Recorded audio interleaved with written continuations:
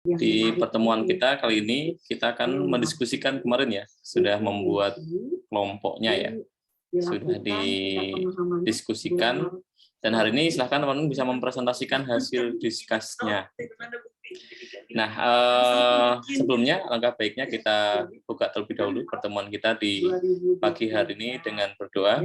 Mari kita berdoa dipersilahkan. Bismillah. Kalau visinya nggak berubah jadi ke 2025 kan tutup. Baik, berdoa selesai. Oke, sekarang kita mulai ya. Kemarin ada berapa kelompok? Pembagiannya?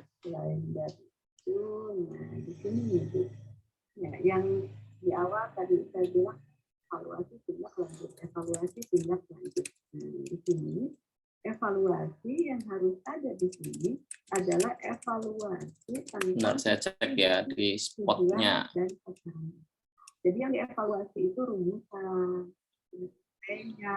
gitu. Yang dievaluasi. Di sini kan menggunakan pengantar pendidikan kelas 2B ya. Ada 7 kelompok, Bapak.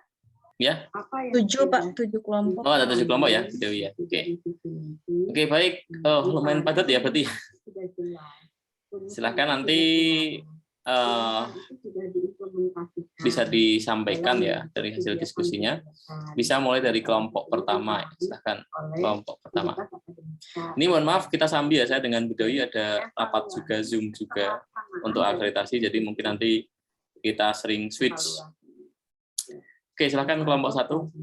Apakah rumusannya juga sudah dipahami dan sebagainya. Ya, walaupun kalau Ibu menggunakan kelompok 1, ketuanya siapa, Mangga? Atau kita dipanggil aja Bu Dewi ketuanya. Ada aja. Ini tuh kelas 2B ya? Ya, 2B ya. Ya, misalnya sisi keilmuan program studi, tujuan program studi, dan strategi pencapaian tujuan jelas dan realistis. Ini belum. Kenapa belum? Karena ini fokus ke tadi. Kan visi misinya dari UPPS, dari visi. Kan UPPS itu. Karena pintu pertamanya visi misi itu adalah institusi. Kalau di sini kita hanya melihat prodi aja, nanti kita melihat kekuatan di prodi udah hebat gitu ya. Ternyata di UPPS masih ada nih. Karena gimana pun juga kan arahnya tetap harus ada di UPPS gitu ya. Belum semua aktivitas akademika memahami visi misi. Kita lihat belum semua memahami. Mungkin dimulai dari kelompoknya Edwin Pujiantoro. Ya. Kelompok 1 share screen-nya katanya masih disable, Pak. Adminnya siapa ya? Adminnya Edwin sama Faizal ya. Ya, Pak. Ya, boleh di itu ya, buka ya. Jadi kalau sudah, Pak. Melakukan evaluasi itu kan juga berstandarkan dari data.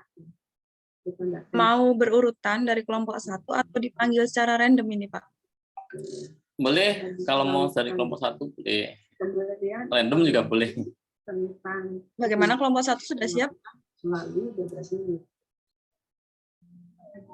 Sudah.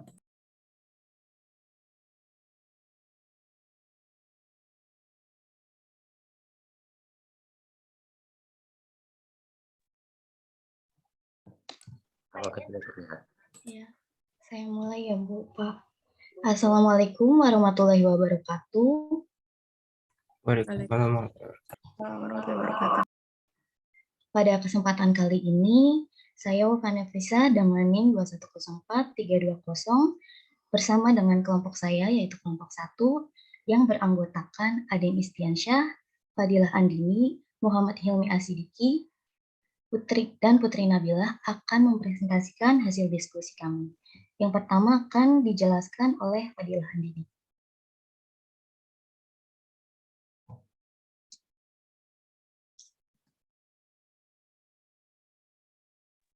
Untuk Fadilah Andini, dipersilakan. Baik, terima kasih Wafa atas kesempatannya. Yang pertama, tugas diskusi 1. Tinjauan filosofis dalam pendidikan memiliki 2 pendekatan, yakni filsafat sebagai kelanjutan dari berpikir ilmiah, dan yang kedua, filsafat sebagai kajian khusus yang formal. Diskusikan dan uraikan penjelasan maksud dari kedua pendekatan tersebut. Slide selanjutnya. Berpikir ilmiah adalah sebelum memahami mengenai filsafat sebagai kelanjutan berpikir ilmiah, kita kaji terlebih dahulu mengenai pengertian atau definisi dari berpikir ilmiah dan filsafat itu sendiri. Berpikir ilmiah adalah proses pengembangan pemikiran yang tersusun secara sistematis berdasar pengetahuan ilmiah. Sedangkan filsafat adalah pengetahuan dan penyelidikan dengan akal budi mengenai hakikat segala hal yang ada, sebab, asal, dan hukumnya. Cara berpikir ilmiah akan lebih baik jika dilanjutkan dengan data yang berkualitas dan ketajaman analisis, serta memberikan kesimpulan yang sah dan dipahami dari hakikat dan kenyataan yang sudah ada. Filsafat sebagai kelanjutan dari berpikir ilmiah sebagai acuan data yang kebenarannya sudah valid dan pelengkap dari pemikiran ilmiah kita yang sistematis. Kemudian slide selanjutnya boleh digeser. Slide sebelumnya. Sarana berpikir ilmiah pada dasarnya ada 3, yaitu bahasa sebagai sarana berpikir ilmiah, matematika sebagai sarana berpikir ilmiah, dan statistika sebagai sarana berpikir ilmiah. Selanjutnya dalam filsafat berpikir ilmiah dikaji dan didalami menjadi beberapa metode. Yang pertama ada metode induksi, yang merupakan salah satu metode penelitian dalam kajian filsafat yang biasa digunakan pada berbagai macam ilmu pengetahuan untuk mencapai suatu kebenaran. Cara kerja dari metode induksi ini yaitu penelitian mengamati fenomena yang diteliti, mengumpulkan fakta dan data, mengevaluasi, menarik kesimpulan. Dengan begitu, metode ini dijadikan sebagai acuan kebenaran adanya penelitian. Yang kedua, metode positivisme logis, yaitu aliran pemikiran dalam filsafat yang membatasi pikirannya pada segala hal yang dapat dibuktikan dengan pengamatan atau pada analisis, definisi, dan relasi antara istilah-istilah. Latar belakang dari timbulnya positivisme logis ini yaitu adanya akibat Perang Dunia I yang memakan banyak korban. Hal ini memancing para intelektual untuk memikirkan kembali bagaimana menata masyarakat dari puing-puing kehancurannya. Prinsip yang dipegang pada kaum positivisme logis yaitu prinsip isomorfi, yaitu adanya hubungan mutlak antara bahasa dan dunia kefaktaan. Kemudian, positivisme logis mengajukan 2 kriteria dalam pembuktian kebenarannya, yaitu yang pertama, pernyataan harus dapat dibenarkan secara definisi atau tautologis, pernyataan analitik. Contohnya, mahasiswa-mahasiswi adalah orang yang berpendidikan tinggi. Yang kedua, pernyataan harus dapat dibenarkan secara empiris. Contohnya, Ahmad adalah seorang mahasiswa Unida, Fakultas Syariah, Jurusan Hukum, dan Ekonomi Syariah.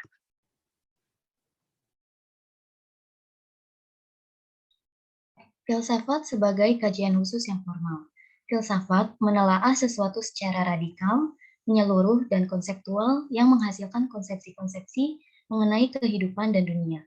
Dalam penggunaannya, filsafat dapat dijadikan sebagai kajian khusus yang formal, yang mencakup logika, epistemologi tentang benar dan salah, etika tentang baik dan buruk, estetika tentang indah dan jelek, metafisika tentang hakikat yang ada, termasuk akal itu sendiri, serta sosial dan politik, filsafat pemerintahan, yang artinya filsafat berperan sebagai pengetahuan dasar yang dapat dikembangkan menjadi kajian-kajian yang akan berpengaruh besar terhadap pendidikan. Karena prinsip-prinsip serta kebenaran-kebenaran hasil kajian tersebut pada umumnya diterapkan dalam bidang pendidikan.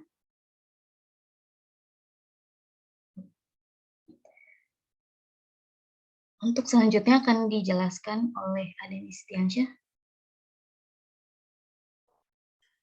Ya, baik, terima kasih. Selanjutnya ada maksud dari ideologi atau filsafat pendidikan dan contohnya. Yang pertama ada idealisme.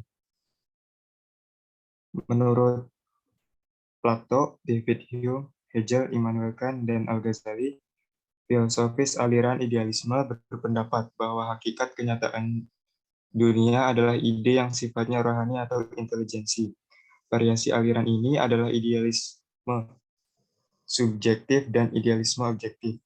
Aliran ini memandang bahwa realitas akhir adalah roh, bukan materi, bukan fisik. Pengetahuan yang diperoleh melalui panca indera adalah tidak pasti dan tidak lengkap. Aliran ini memandang nilai adalah tetap dan tidak berubah, seperti apa yang dikatakan baik, benar, cantik, buruk secara fundamental tidak berubah dari generasi ke generasi. Contoh kasusnya dalam bidang pendidikan adalah guru harus memandang murid sebagai tujuan, bukan alat, serta guru memantaskan dirinya, apakah dia telah menjadi guru yang baik bagi muridnya. Selanjutnya, ada realisme. Menurut Aristoteles, Galileo, William McGurk, Francis Bacon, John Stuart Mill, dan John Locke, aliran ini memandang realitas secara dualitas. Realisme membagi bahwa hakikat realitas terdiri atas dunia fisik dan dunia rohani. Realisme membagi realitas menjadi dua bagian, yaitu subjek yang menyadari dan mengetahui di satu pihak, dan di pihak lainnya adalah adanya realita di luar manusia, yang dapat dijadikan objek pengetahuan manusia. Contoh kasusnya, murid dipandang sebagai seorang yang tidak mengetahui apa-apa, kecuali sesuatu yang telah diberikan oleh pendidikan. Selanjutnya akan dijelaskan oleh Putri Nabil. Baik, selanjutnya ada perennialisme. Menurut Robert Maynard Hutchins dan Mortimer Adler, perennialisme merupakan suatu aliran dalam pendidikan yang lahir pada abad ke-20. Perennialisme berasal dari kata perennial yang berarti abadi, kekal, atau selalu. Perennialisme lahir sebagai suatu reaksi terhadap pendidikan progresif. Perennialisme menentang pandangan progresisme yang menekankan perubahan dan sesuatu yang baru. Dalam pendidikan, kaum perennialis berpandang bahwa dalam dunia yang tidak menentu dan penuh kekacauan serta membahayakan, tidak ada satupun yang lebih bermanfaat daripada kepastian tujuan pendidikan serta kestabilan dalam perilaku pendidik. Menurut pandangan perennialis, pendidikan harus lebih banyak mengarahkan pusat perhatiannya pada kebudayaan ideal yang telah teruji dan tangguh. Perennialisme memandang pendidikan sebagai jalan kembali atau proses mengembalikan keadaan manusia sekarang seperti dalam kebudayaan ideal. Contoh kasusnya seperti berdirinya sekolah-sekolah berbaris agama yang mengedepankan ilmu agama karena dianggap sebagai prinsip pandangan hidup yang abadi. Kemudian ada esensialisme. Menurut William C. Bagley, Thomas Briggs, Frederick Bridge, dan Isaac L. Kandel, esensialisme berpendapat bahwa dunia ini dikuasai oleh tata yang tiada cela, yang mengatur dunia beserta isinya dengan tiada cela pula. Esensialisme didukung oleh idealisme modern yang mempunyai pandangan yang sistematis mengenal alam semesta tempat manusia berada. Esensialisme juga didukung oleh idealisme subjektif yang berpendapat bahwa alam semesta itu pada hakikatnya adalah jiwa atau spirit dan segala sesuatu yang ada ini nyata. Ada dalam arti spiritual. Esensialisme berpendapat bahwa pendidikan haruslah bertumpu pada nilai-nilai yang telah teruji keteguhan, ketangguhan, dan kekuatan sepanjang masa.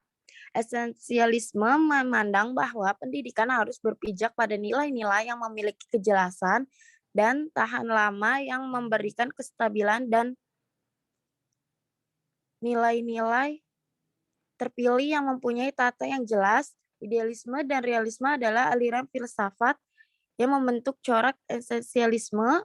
Dua aliran ini bertemu sebagai pendukung esensialisme, akan tetapi tidak lebur menjadi satu dan tidak melepaskan sifatnya yang utama pada dirinya masing-masing. Contoh kasusnya seperti penerapan kedisiplinan pada anak didik sebagai dasar fundamental menuju kesuksesan. Berikutnya akan dijelaskan oleh rekan saya yaitu Hilmi.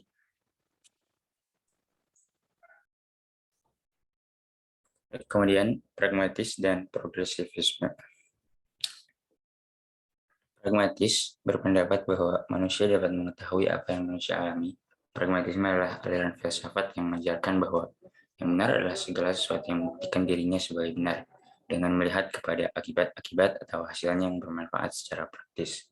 Dengan demikian, bukan kebenaran objektif dari pengetahuan yang penting, melainkan bagaimana kegunaan praktis dari pengetahuan kepada individu-individu. Dasar dari pragmatisme adalah logika pengamatan, di mana apa yang ditampilkan pada manusia dalam dunia nyata merupakan fakta-fakta individual, konkret, dan terpisah satu sama lain. Dengan demikian, filsafat pragmatisme tidak mau merepotkan dengan pernyataan-pernyataan pertanyaan-pertanyaan seputar kebenaran, terlebih yang bersifat metafisik, sebagaimana yang dilakukan oleh kebanyakan filsafat barat di dalam sejarah. Pendidikan yang mengikuti pola filsafat pragmatisme akan berwatak humanis, dan pendidikan yang humanis akan melahirkan manusia yang humanis pula. Karena itu, pernyataan "man is the measure of all things" akan sangat didukung oleh penganut aliran pragmatis, sebab hakikat pendidikan itu sendiri adalah manusiakan manusia. Contoh kasusnya adalah pembelajaran berkelompok. Dengan belajar berkelompok, maka akan ada keterlibatan antara satu sama lain dalam pemecahan masalah dan terlatih untuk bertanggung jawab terhadap kewajiban masing-masing. Kemudian progresivisme. Progresivisme dianggap sebagai the liberal road of culture, yaitu kebebasan mutlak menuju ke arah kebudayaan. Maksudnya, nilai-nilai yang dianut bersifat fleksibel terhadap perubahan, toleran, dan terbuka, serta menuntut pribadi-pribadi penganutnya untuk selalu bersikap penjelajah dan peneliti guna mengembangkan pengalamannya. Progresivisme berpendapat bahwa pengetahuan yang benar pada masa kini mungkin tidak benar di masa mendatang. Pendidikan harus terpusat pada anak, bukannya memfokuskan pada guru atau bidang muatan. Oleh karena itu, filsafat progresivisme tidak mengakui kemutlakan kehidupan serta menolak absolutisme dan otoritarisme dalam segala bentuknya. Nilai-nilai yang dianut bersifat dinamis dan selalu mengalami perubahan. Sebagaimana dikembangkan oleh Immanuel Kant, salah seorang penyumbang pemikir pragmatis progresivisme yang meletakkan dasar dengan menghormati yang bebas atas martabat manusia dan martabat pribadi. Dengan demikian, filsafat progresivisme menjunjung tinggi hak asasi individu dan menjunjung tinggi akan nilai demokratis. Contohnya, perubahan pendidikan dari guru terhadap anak didiknya, seperti guru lebih menerima perbedaan pendapat dan tidak otoriter terhadap anak didiknya, atau misal kebebasan mahasiswa dalam memilih jurusan sesuai dengan minat dan bakatnya. Kemudian ada eksistensialisme, yaitu filsafat yang mengandung segala gejala dengan berpangkal pada eksistensi. Pada umumnya, kata eksistensi berarti keberadaan, tapi dalam filsafat eksistensialisme, ungkapan eksistensi mempunyai arti yang khusus. Eksistensial secara manusia berdiri di dalam dunia, kata eksistensi berasal dari ex, yaitu keluar, dan eksistensi yang diturunkan dari kata kerja sisto, yaitu berdiri atau menempatkan. Oleh karena itu, kata eksistensi diartikan manusia sebagai berdiri diri sendiri dengan keluar dari dirinya. Manusia sadar bahwa dirinya ada. Manusia senantiasa menempatkan diri di tengah dunia sekitarnya, sehingga ia terlibat di dalam alam sekitarnya dan bersatu dengannya. Sekalipun manusia tidak sama dengan dunia sekitarnya, tidak sama dengan benda-benda, sebab manusia sadar akan keberadaannya itu. Ajaran eksistensialisme tidak hanya satu. Sebenarnya eksistensialisme adalah suatu aliran yang bersifat teknis yang terjelma dalam berbagai macam sistem, yang satu berbeda dengan yang lain. Contohnya, dalam bidang pendidikan, dengan adanya perlombaan para peserta didik, maka peserta didik akan berusaha untuk mengeksistensikan dirinya dan mengembangkan potensi yang dimilikinya.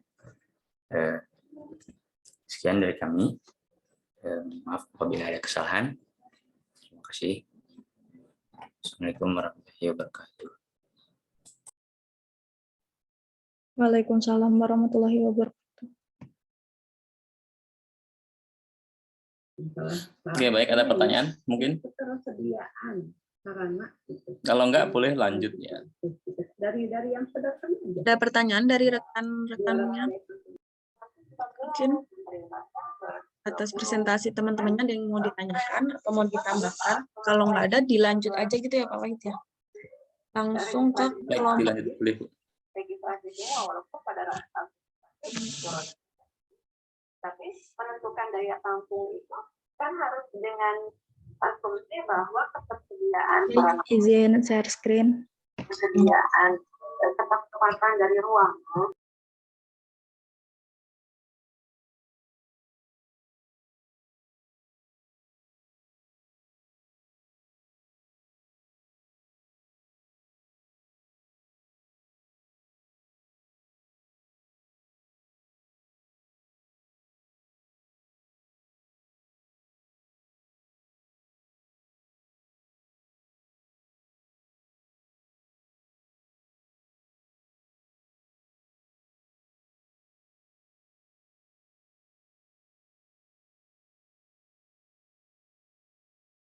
Apa sudah terlihat share screen-nya?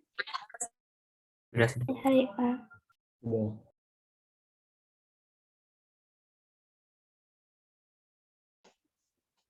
Baik, bismillahirrahmanirrahim. Assalamualaikum warahmatullahi wabarakatuh. Selamat pagi menjelang siang teman-teman semuanya.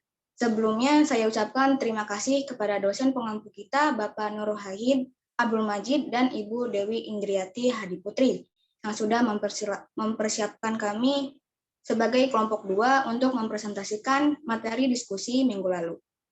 Tak lupa saya ucapkan terima kasih kepada teman-teman semuanya yang telah meluangkan waktunya dalam diskusi perkuliahan hari ini. Perkenalkan, nama saya Hikmah Nursyanggra ini dari kelompok 2 yang akan mempresentasikan materi tentang dasar filosofi dan ideologi ilmu pendidikan bersama rekan-rekan saya yaitu Haifa, Mahardika, Rifki, dan Galda. Kemudian sebelumnya saya akan menanyakan kepada teman-teman semuanya, pasti kalian akan telah belajar tentang filsafat. Nah, di sini ada beberapa kata-kata mutiara dari beberapa tokoh-tokoh terkenal. Seperti yang pertama yaitu Steve Jobs dengan kalimatnya, agar bisa menjadi dengan hebat, lakukan apa yang kalian cintai. Kemudian ada Mahatma Gandhi, untuk mengubah dunia, ubahlah diri kalian sendiri terlebih dahulu.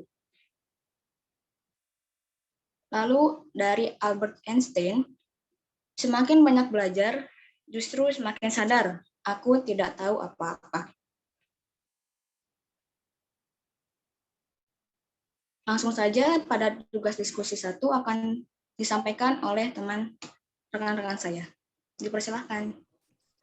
Baik, adapun tugas diskusi 1 yang pertama adalah filsafat sebagai kelanjutan berpikir ilmiah, dan yang kedua filsafat sebagai kajian khusus formal.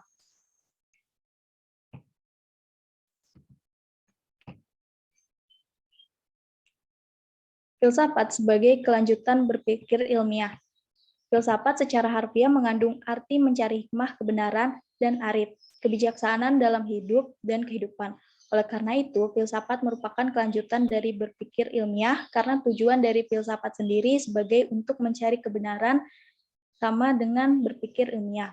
Secara terminologi, filsafat ilmu adalah refleksi filsafati yang tidak pernah mengalami titik henti dalam meneliti hakikat ilmu untuk menuju pada sasarannya, yaitu apa yang disebut sebagai kenyataan dan kebenaran. Sasaran yang memang tidak pernah akan habis dipikirkan dan tidak akan selesai diterangkan.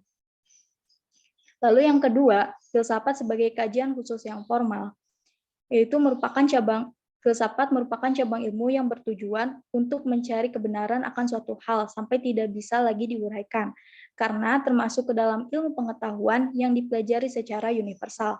Objek formal filsafat pun merupakan sudut pandang dari mana sang subjek menelaah objek materialnya. Objek formal filsafat ilmu adalah hakikat ilmu pengetahuan, yang artinya filsafat ilmu lebih menaruh perhatian terhadap problem mendasar ilmu pengetahuan, seperti apa hakikat ilmu pengetahuan dan bagaimana cara memperoleh kebenaran ilmiah, serta apa fungsi ilmu itu bagi manusia.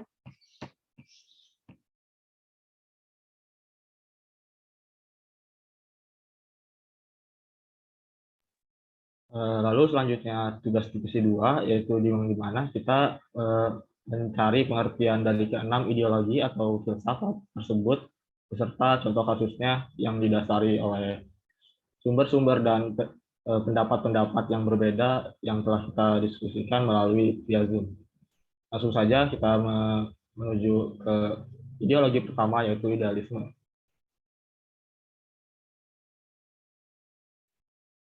Apa sih idealisme itu? Nah, di sini saya akan menjelaskannya.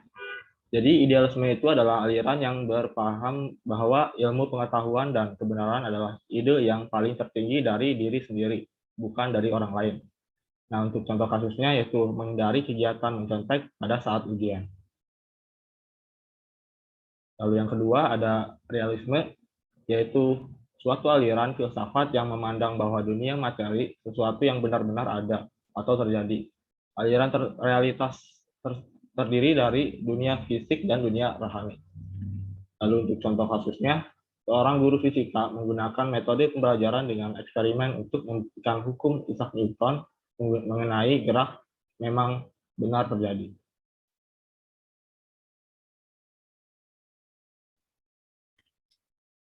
Baik, selanjutnya ada perennialisme. Apa itu perennialisme? Aliran perennialisme mengandung kepercayaan filsafat yang berpegang pada nilai dan norma yang bersifat kekal abadi. Perennialisme memandang pendidikan sebagai jalan kembali atau proses mengembalikan keadaan. Untuk contoh kasus sendiri, berdirinya sekolah berbasis agama seperti Muhammadiyah, sekolah Kristen, atau pondok pesantren. Sekolah-sekolah ini mengedepankan ilmu agama karena dianggap sebagai suatu yang memiliki nilai-nilai atau prinsip yang menjadi pandangan hidup. Yaitu ada esensialisme. Apa itu esensialisme? Esensialisme merupakan aliran filsafat pendidikan yang memandang bahwa pendidikan harus didasarkan kepada nilai-nilai kebudayaan yang telah ada sejak peradaban umat manusia yang mempunyai kejelasan dan tahan lama, sehingga memberikan kestabilan dan arah yang jelas. Untuk contoh kasusnya sendiri, yaitu terdapatnya tata tertib di sekolah yang berfungsi untuk mendisiplinkan peserta didik.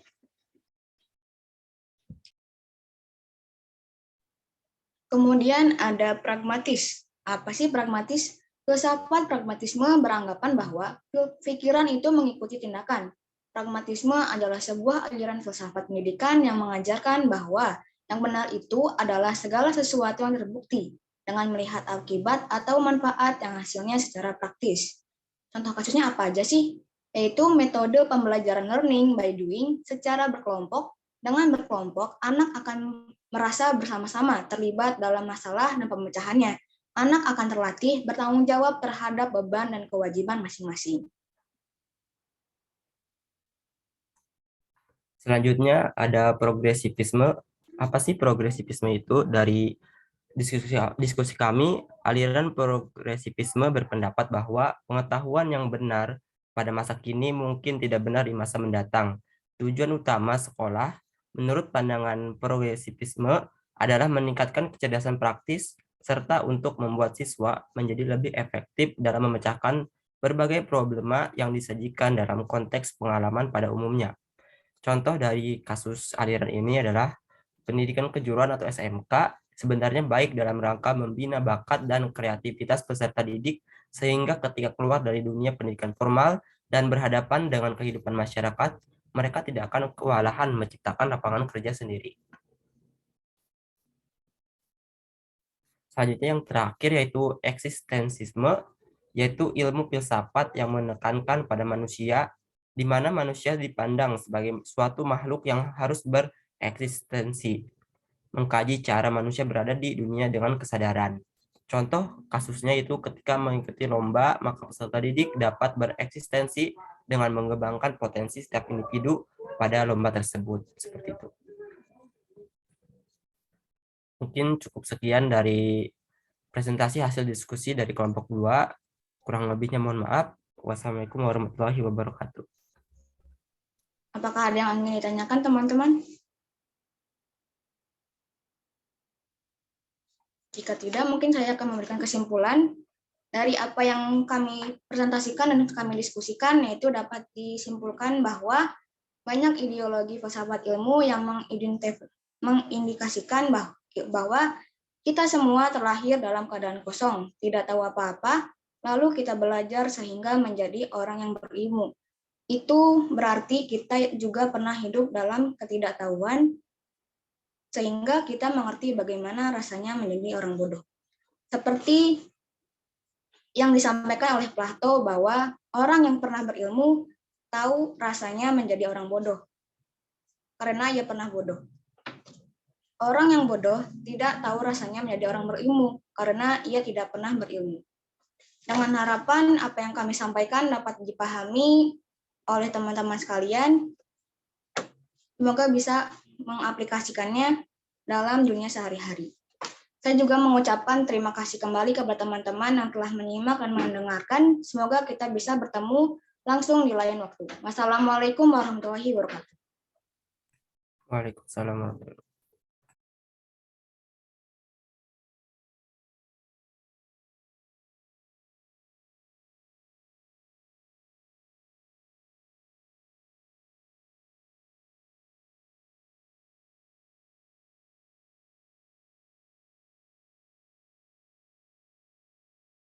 Oke, baik, boleh lanjut.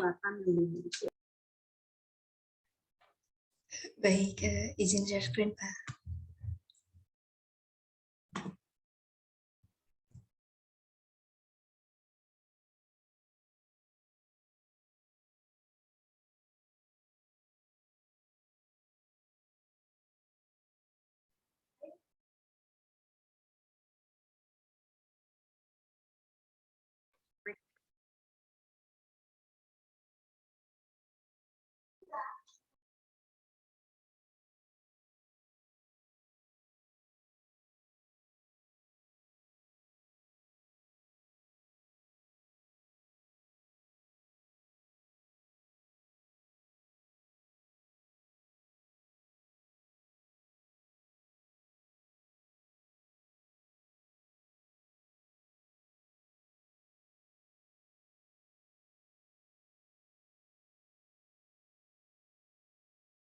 Baik, Assalamualaikum warahmatullahi wabarakatuh. Waalaikumsalam warahmatullahi wabarakatuh. Kami dari kelompok 3 akan memaparkan materi pengantar pendidikan, yaitu dasar filosofi dan ideologi ilmu pendidikan. Sebelumnya terima kasih kepada Bapak Nur Wahid Abdul Majid dan Ibu Dewi Indriati Hadi Putri yang sudah memberikan kesempatan kepada kami kelompok 3 untuk memaparkan materi kami.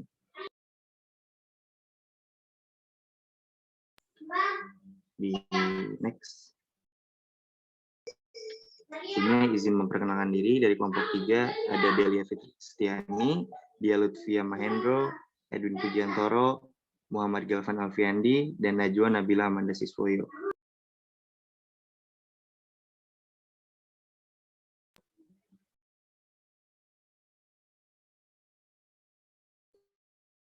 Filsafat sebagai kelanjutan berpikir ilmiah.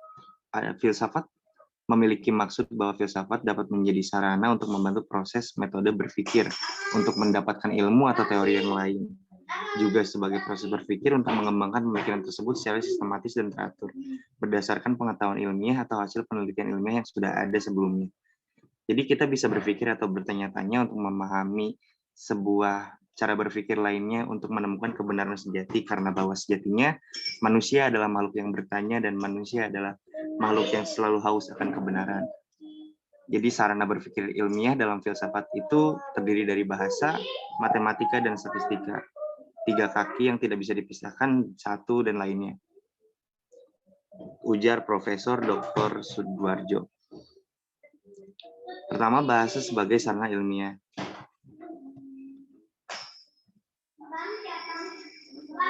Bahasa ilmiah berfungsi sebagai alat komunikasi untuk menyampaikan jalan pikiran seluruh proses berpikir ilmiah.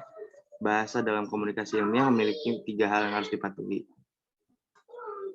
4 hal yang harus dipatuhi. Yang pertama adalah bahasanya harus dipakai bebas dari unsur emosi. Yang artinya komunikasi ilmiah harus meminimalkan unsur emosi di dalamnya. Bahasa ilmiah itu bukan merupakan kalimat aktif, tapi lebih kepada kalimat pasif. Maksudnya emosi dalam pengertian itu tidak memberikan makna lain kepada apa yang dibaca. Oleh sebab itu, kalimat pasifnya lebih ditonjolkan untuk menghindari unsur-unsur emosi. Jadi bahasa tidak bisa membuat emosi yang meledak-ledak. Lalu yang kedua adalah komunikasi ilmiah yang harus bersifat reproduktif. Maksudnya adalah mengajak pikiran pembacanya, apa yang dibaca dan apa yang ditangkap, dan apa yang disampaikan, dengan apa yang ditangkap harus sama. Jadi kalau multitafsir atau ambigu, maka komunikasi ilmiah itu tidak bermakna. Lalu yang ketiga ada istilah. Ada batasan istilah definisi operasional dalam rangka mendudukan definisi dari sesuatu istilah yang diperlukan dalam suatu struktur atau karya ilmiah. Istilah yang harus dipakai itu harus sama, sehingga yang kita temui dalam karya ilmiah ada keywordnya, kayak rangka definisi yang dipakai dalam penggunaan kata dan kalimat itu terstruktur. Lalu yang terakhir yang dalam bahasa adalah pernyataan. Bahasa dalam komunikasi ilmiah sering tidak kita sadari bahwa pernyataan-pernyataan itu berdasarkan fakta dan data, bukan dari angan-angan saja atau mimpi seseorang.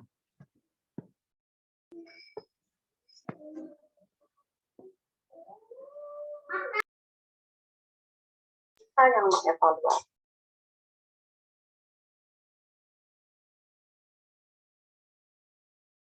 Baik, selanjutnya adalah matematika sebagai sarana ilmu ilmiah. Matematika adalah bahasa yang ekstrak, cermat, dan bebas emosi. Lambang matematika itu bersifat artifisial, maksudnya baru punya arti setelah sebuah makna diberikan. Contohnya membuat tanda panah, itu bisa lebih besar setelah kita memberi makna 5 lebih besar dari 2. Atau sebaliknya gitu.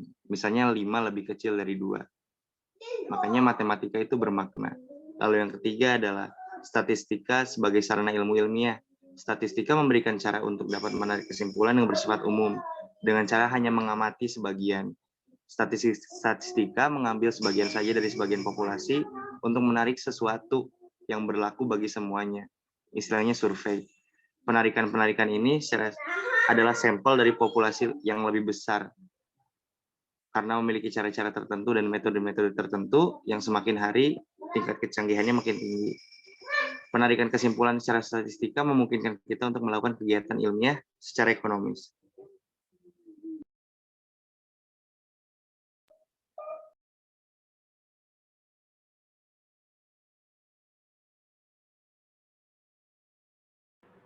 Baik, yang berikutnya adalah filsafat sebagai kajian khusus yang formal. Filsafat di sini sebagai kajian khusus yang dimaksud di sini adalah filsafat dalam penerapan mengkaji ilmu tertentu ataupun kelompok ilmu yang khusus. Ilmu khusus yang dimaksud di sini diantaranya itu adalah ilmu pengetahuan alam, ilmu perteknikan, ilmu bahasa, ilmu kemasyarakatan, dan ilmu bahasa dan sebagainya.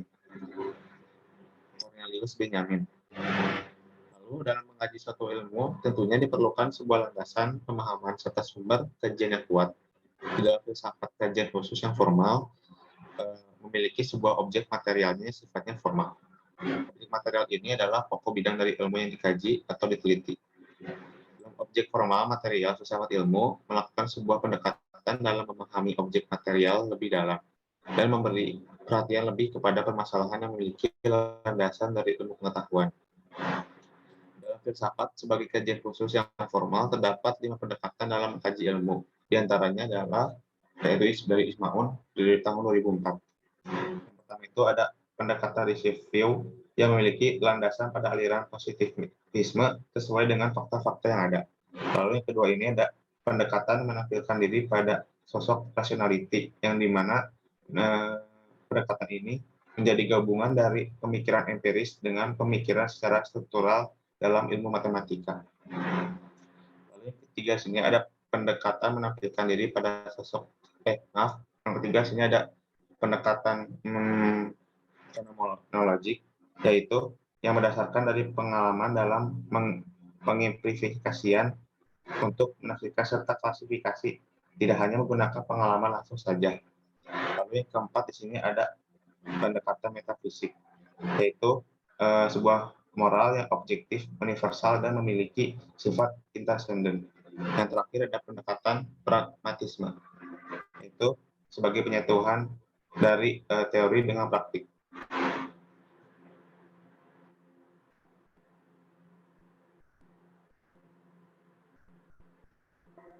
Baik, selanjutnya dari diskusi 2 ada aliran-aliran filsafat.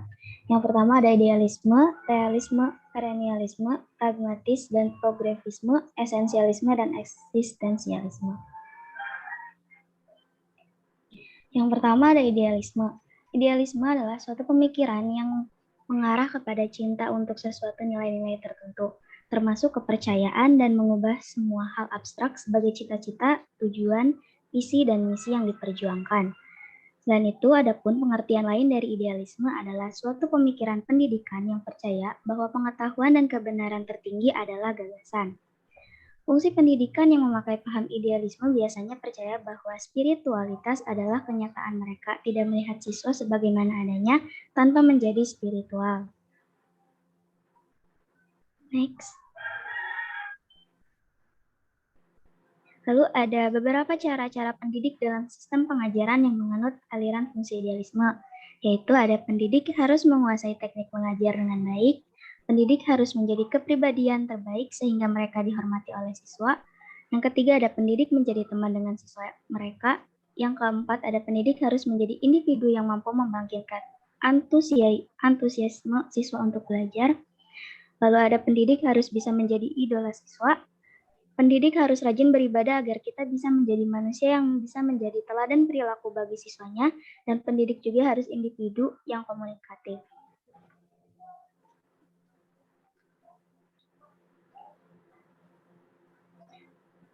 Ada contoh idealisme yang pertama, yaitu dalam pendidikan, guru harus memandang anak sebagai tujuan, bukan sebagai alat, di mana guru harus bertanya pada dirinya sendiri apakah ia merupakan contoh yang baik untuk diterima oleh siswanya atau tidak. Lalu selain itu ada contoh lain yang berbeda dengan para nabi dan rasul, di mana kecintaan pada apa yang ia yakini dan perjuangkan membuat mereka rela kehilangan kesempatan untuk mendapatkan hal-hal duniawi, bahkan ketika orang-orang mendorong ke dunia untuk menghentikan cita-cita dan tujuan mereka yang masih menolak, dan bahkan mereka rela untuk mati demi apa yang dia yakini. Yang kedua ada realisme. Realisme adalah suatu aliran filsafat yang luas yang meliputi materialisme di satu sisi dan sikap yang lebih dekat kepada idealisme objektif di pihak lain.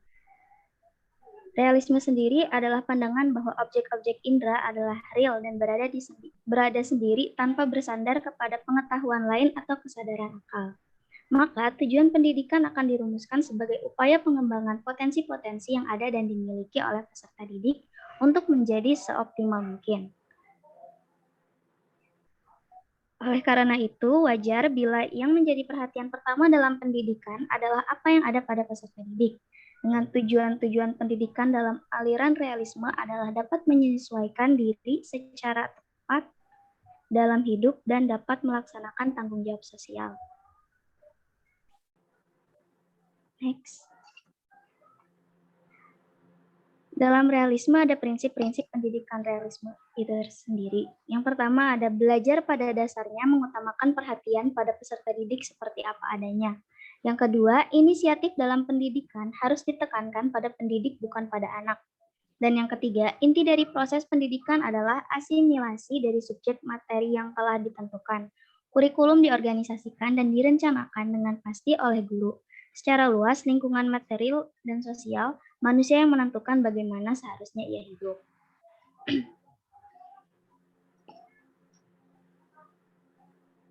Contoh realisme dalam pendidikan yaitu kurikulum dikembangkan secara komprehensif mencakup semua pengetahuan yang sains, sosial, maupun muatan-muatan nilai-nilai yang ada.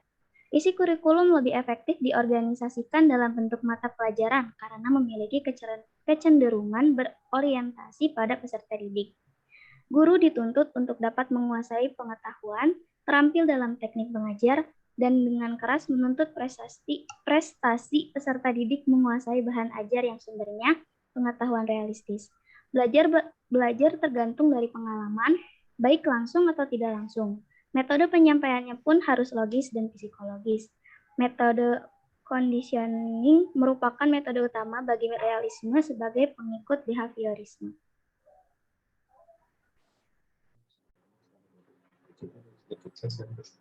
Baik, aliran filsafat filsafat selanjutnya ya perennialisme yang dipusatkan pada pengetahuan universal yang sudah ada dan abadi karena selalu ada selamanya.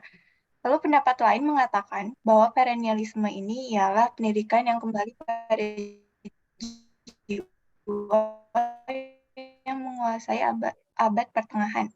Lalu, filsafat pendidikan perennialis ini tidak jauh berbeda dengan filsafat pendidikan esensialis yang akan dijelaskan berikutnya. Jadi kalau misalnya filsafat pendidikan esensialis ini lebih ke kebudayaan klasik dengan grid book-nya, sedangkan kebenaran perennialis adalah lebih ke wahyu Tuhan. Intinya itu perennialisme itu condong kepada pengetahuan yang sudah ada sebelumnya. Tokoh dari perennialisme ini ada Marsilio Ficino yang ada di sebelah kiri, lalu ada Pico atau Giovanni Pico della Mirandola yang ada di sebelah kanan. Boleh di next. Contoh dari aliran filsafat perennialisme ialah pembelajaran yang diajarkan oleh guru dengan metode ceramah di sekolah-sekolah madrasah atau pesantren.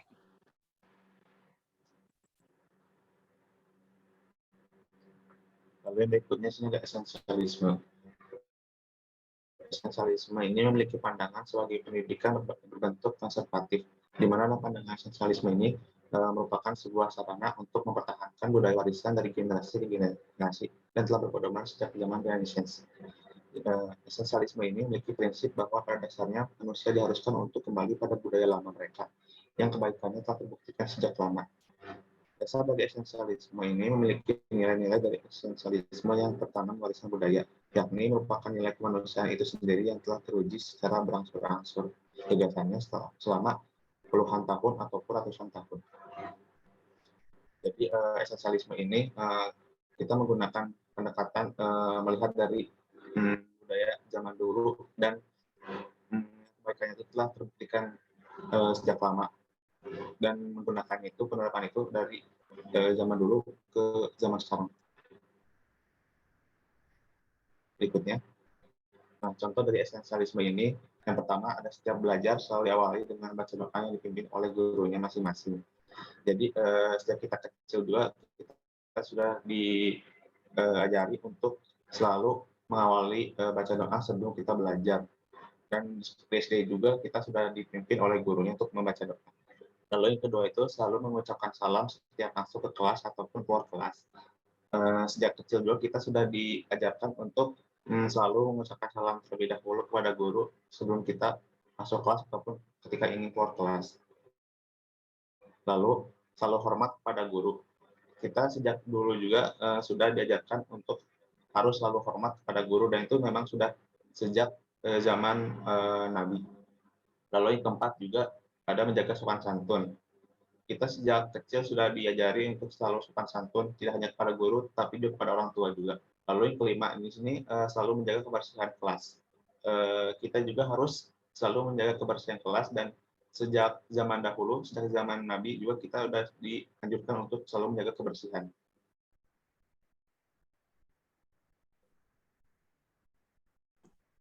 Aliran selanjutnya yaitu pragmatis dan progresivisme. Pragmatis dalam bahasa Yunani, pragma artinya tindakan atau perbuatan. Jadi aliran pragmatis ini merupakan aliran yang mengajarkan bahwa kriteria kebenaran suatu, yaitu apakah suatu itu memiliki kegunaan bagi kehidupan yang nyata. Aliran ini bersedia menerima segala sesuatu asal berorientasi praktis. Maksudnya pengalaman-pengalaman pribadi, kebenaran mistis, semua dapat diterima sebagai kebenaran dan dasar tindakan asalkan membawa akibat yang praktis dan bermanfaat. Jadi patokan dari pragmatisme ini adalah manfaat bagi kehidupan yang praktis. Kemudian progresivisme. Progresivisme merupakan aliran yang menghendaki adanya perubahan cepat, praktik pendidikan menuju ke arah positif. Kita bisa melihat identik dari pragmatisme dan progresivisme. Oke, bisa dilihat selanjutnya. Nah, progresivisme ini sering disebut sebagai aliran naturalisme. Maksudnya sesuatu yang terjadi itu sudah alami dan tidak dibuat-buat. Kemudian eksperimentalisme. Progresivisme progresivisme ini disebut eksperimentalisme karena segala sesuatu harus ada uji coba, atau eksperimen ini sebagai alat utama untuk menguji kebenaran suatu teori dan ilmu pengetahuan. Kemudian disebut sebagai instrumentalisme, itu karena aliran tersebut menganggap bahwa potensi intelijensi manusia merupakan suatu alat atau instrumen sebagai kekuatan utama untuk menghadapi dan memecahkan problem kehidupan manusia. Selanjutnya, environmentalisme, di mana aliran ini menganggap lingkungan hidup sebagai medan juang menghadapi tantangan dalam hidup, baik fisik maupun sosial. Sedangkan untuk aliran pragmatisme, mengapa disebut pragmatisme? Karena aliran ini dianggap sebagai petunjuk pelaksanaan pendidikan agar lebih maju dari yang sebelumnya. Kemudian implikasi dari filsafat pendidikan pragmatisme dan progresivisme ini merujuk kepada hal-hal berikut, yaitu tujuan pendidikan. Di mana kita lihat bahwa tujuan pendidikan ini memberikan pengalaman untuk menemukan hal-hal baru dalam kehidupan sosial maupun kehidupan pribadi. Selanjutnya kepada kurikulum. Kurikulum pendidikan pragmatis berisi pengalaman yang teruji yang dapat diubah. Demikian pula dengan minat dan kebutuhan siswa yang dibawa ke sekolah dapat menentukan kurikulum. Metode pembelajarannya pun adalah metode aktif, yaitu learning by doing, yaitu belajar sambil bekerja. Sedangkan untuk metode problem solving, di mana siswa harus mampu memecahkan masalah, serta metode penyelidikan dan penemuan, karena pada praktiknya metode ini membutuhkan guru yang memiliki sifat memberikan kesempatan, bersahabat, seorang pembimbing, berpandangan terbuka, antusias, sadar masyarakat, siap siaga, sabar, bekerja sama, dan bersungguh-sungguh agar belajar berdasarkan pengalaman dapat diaplikasikan oleh siswa, dan apa yang dicita-citakan oleh para siswanya dapat tercapai. Nah, peran guru di sini adalah mengawasi dan membimbing pengalaman belajar siswa tanpa mengganggu minat dan kebutuhannya. Filsuf yang terkenal pada aliran ini adalah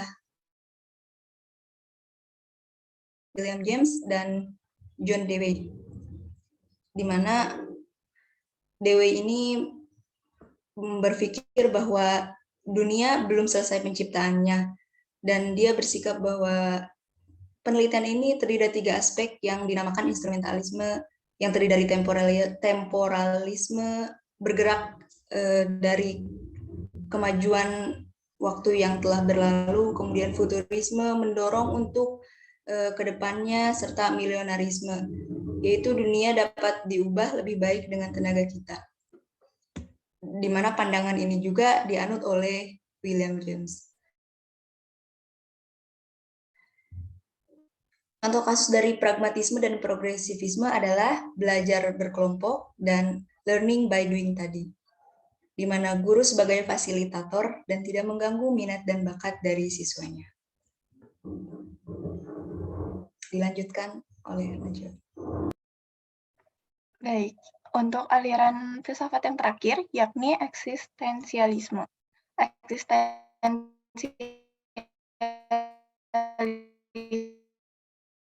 ialah aliran filsafat eksistensi keluar dari insan manusia itu sendiri. Eksistensialisme juga dapat didefinisikan bahwa aliran filsafat yang menekankan eksistensia, jadi membuat yang ada dan bersosok jelas bentuknya mampu berbeda eksis. Lebih singkatnya itu, eksistensialisme ialah pemikiran filsafat yang subjeknya itu manusia, yang tidak hanya berpikir, namun juga hidup, merasa, dan melakukan. Tokoh dari eksistensialisme ialah ada Immanuel Kant, Jean-Paul Sartre, dan Søren Kierkegaard. Boleh di next. Contoh dari aliran filsafat ini ialah penulis yang tulisannya itu bersifat kontemporer, yang berfokus pada kebebasan, subjektivitas, keputusasaan berkaitan dengan individu. Sebagai penutup, saya akan membacakan pernyataan dari Abu Bakar, yakni tanpa pengetahuan, tindakan tidak berguna, dan pengetahuan tanpa tindakan adalah sia-sia. Mungkin sekian pemaparan materi mengenai ideologi, dasar filosofi, dan ilmu pendidikan dari kami, kelompok 3. Terima kasih atas perhatiannya. Kurang lebihnya mohon maaf. Sebelumnya ada yang ingin bertanya, dipersilakan.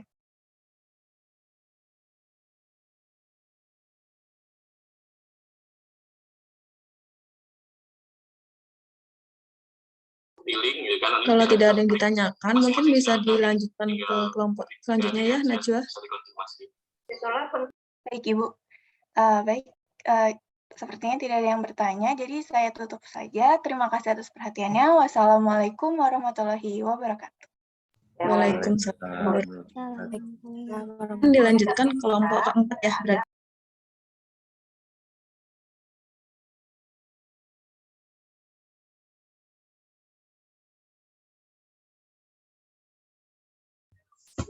Assalamualaikum warahmatullahi wabarakatuh. Perkenalkan, nama saya Maulidia Sita Swatun Ajani dengan NIM 2101246. Bersama anggota kelompok 4 ada Andreas Juliana, Muhammad Wildan Saifullah, Mutia Istiqomah, dan Nadifa Febianisa.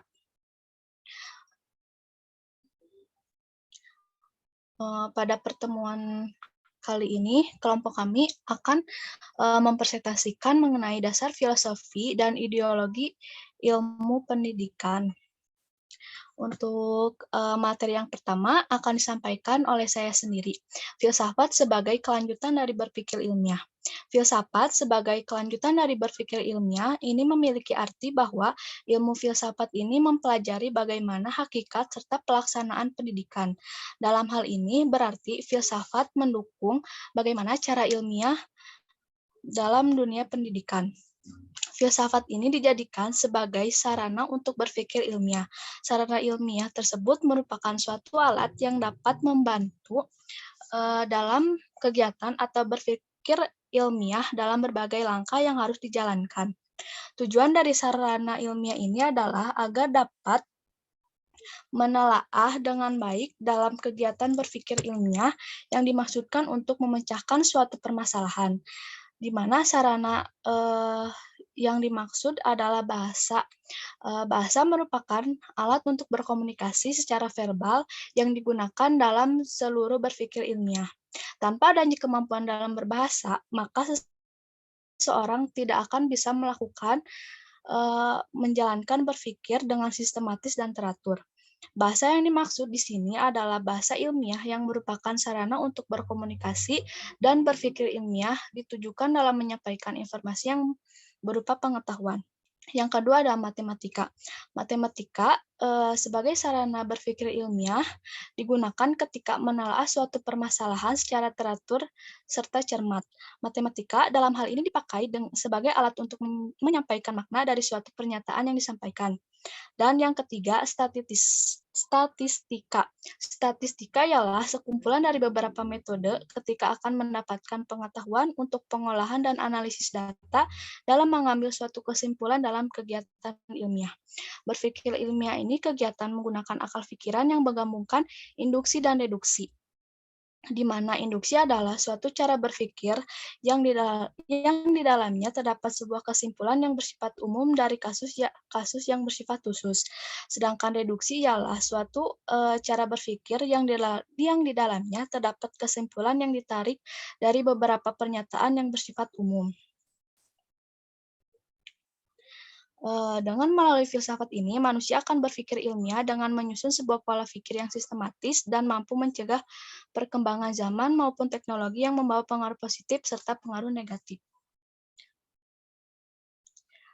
Untuk materi selanjutnya akan disampaikan oleh rekan saya, yaitu Muhammad Wildan Saifullah.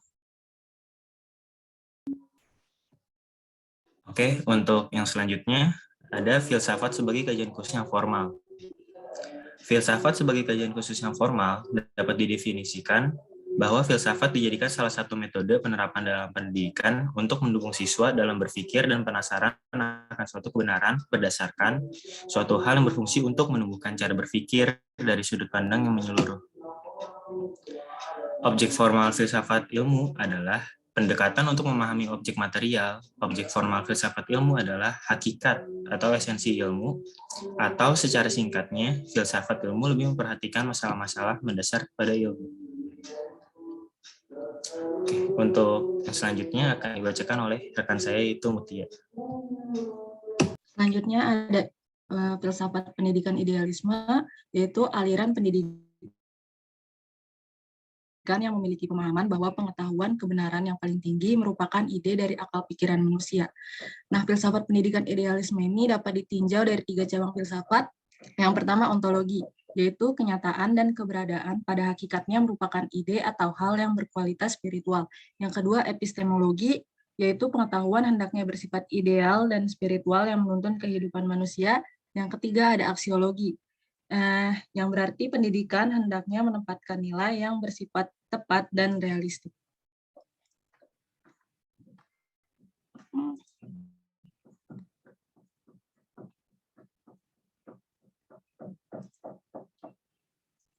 Nah, filsafat pendidikan idealisme ini mendorong peserta didik mencari kebenaran dan berubah menjadi pribadi yang religius dan bermoral. Contoh penerapannya yaitu menggunakan metode diskusi dalam pembelajaran, yang mana membuat peserta didik mencari kebenaran dan menerima pandangan-pandangan lain dari rekannya. Selanjutnya ada evaluasi esai dalam pembelajaran, yang mana dapat mengembangkan ide atau gagasan dari peserta didik. Selanjutnya ada filsafat pendidikan realisme, yaitu aliran pendidikan yang berfokus pada objek pengetahuan manusia, yang mana objek tersebut berasal dari luar diri manusia. Nah, pengetahuan filsafat pendidikan yang kedua abstrak.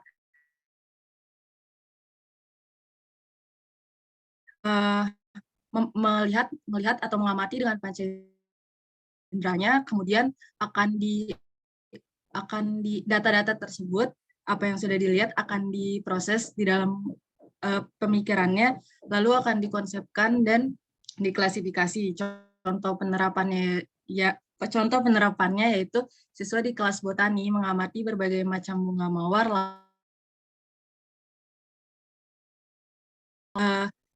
bunga mawar tersebut menjadi objek. Selanjutnya akan Baik, materi berikutnya yaitu ada filsafat pendidikan perennialisme. Filsafat perennialisme ini berasal dari kata eternity, yang artinya abadi atau kekal, atau bisa diartikan sebagai keabadian. Esensi dari keyakinan filosofis ini mempertahankan nilai-nilai yang ada pada hakikatnya bersifat abadi. Tujuan pendidikan aliran filsafat perennial ini adalah agar nilai kebenaran bersifat universal dan abadi. Selain itu juga tujuannya membantu peserta didik menginternalisasikan nilai-nilai yang benar agar dapat mencapai hal-hal yang baik dalam hidup. Adapun contoh penerapan perennialisme dalam pendidikan, misalnya pendirian sekolah-sekolah seperti Muhammadiyah, sekolah Kristen, pondok pesantren, dan sekolah-sekolah agama yang lainnya.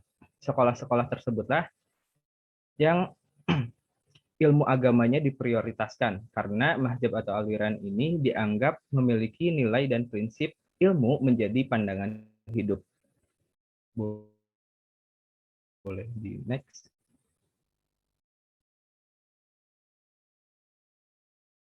Berikutnya ada filsafat pendidikan esensialisme.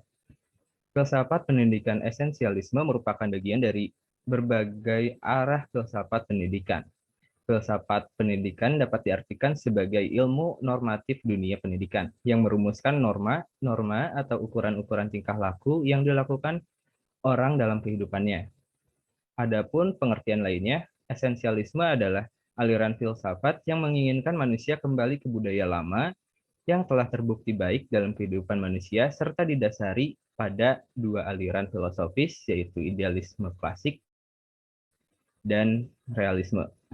Atau bisa dikatakan filsafat esensialisme, idealisme, dan realisme ini saling keterkaitan satu sama lain.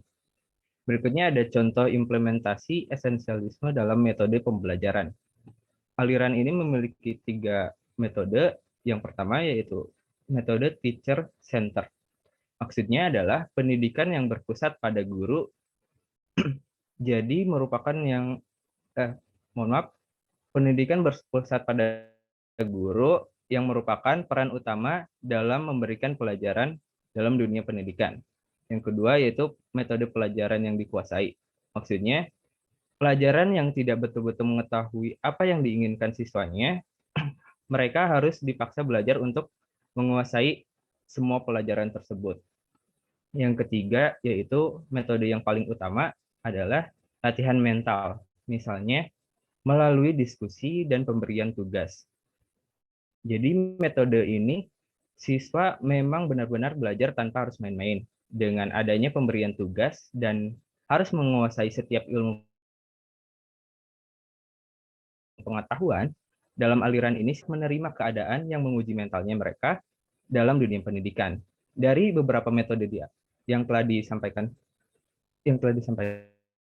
dapat kita pahami bahwa keinginan aliran ini dalam dunia pendidikan adalah menginginkan setiap siswa tidak memberikan kelonggaran dalam dunia pendidikan. Aliran ini juga ingin menghasilkan siswa yang berkualitas dengan cara memberikan metode yang sangat disiplin kepada siswanya. Dan peran gurulah yang sangat mempengaruhi dunia pendidikan dalam aliran ini.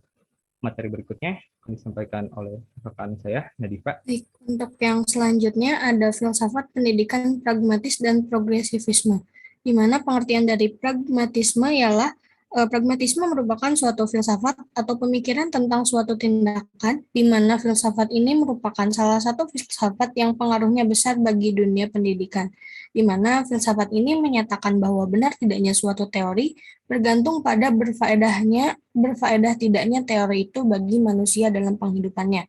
Kemudian ada pengertian dari progresivisme. Progresivisme merupakan suatu filsafat yang berakar pada pragmatis. Filsafat ini merupakan filsafat pendidikan modern yang menghendaki adanya perubahan pelaksanaan pendidikan menjadi lebih maju. Aliran progresivisme ini mengutamakan penyelenggaraan pendidikan di sekolah berpusat pada anak dan menjadikan pendidik hanya sebagai fasilitator, pembimbing, dan pengarah pada peserta didik. Boleh di next. Untuk contoh penerapan filsafat pragmatis, yaitu pragmatis bagi dunia pendidikan Indonesia antara lain tercermin dari adanya penghormatan dan penerapan terhadap prinsip-prinsip pendidikan yang berbasis pengalaman dan pendidikan yang berpusat pada subjek didik. Untuk contoh penerapan progresivisme ialah pendidikan yang seharusnya diselenggarakan dengan memperhatikan berbagai kemampuan yang dimiliki oleh peserta didik agar mampu menghadapi dan juga menyelesaikan setiap kasus dan persoalan yang dihadapinya di lingkungan sosialnya. Boleh selanjutnya.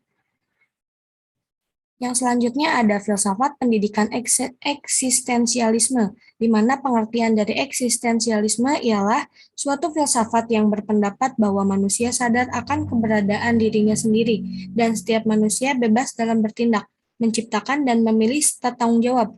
Filsafat eksistensialisme ini yakini bahwa kebenaran ada pada kebebasan dirinya. Untuk contoh penerapannya yaitu ketika peserta didik mengikuti lomba, mereka dapat bereksistensi dengan mengembangkan potensinya, dan guru ikut andil dalam hal tersebut dengan memfasilitasi dan juga memberikan bimbingan dan dorongan bagi peserta didik.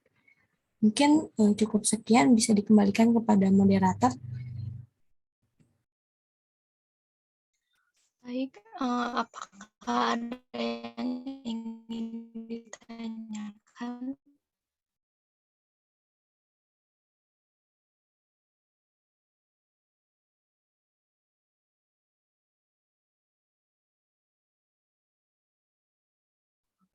Mungkin tidak ada.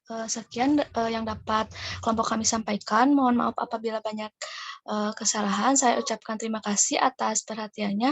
Wassalamualaikum warahmatullahi wabarakatuh.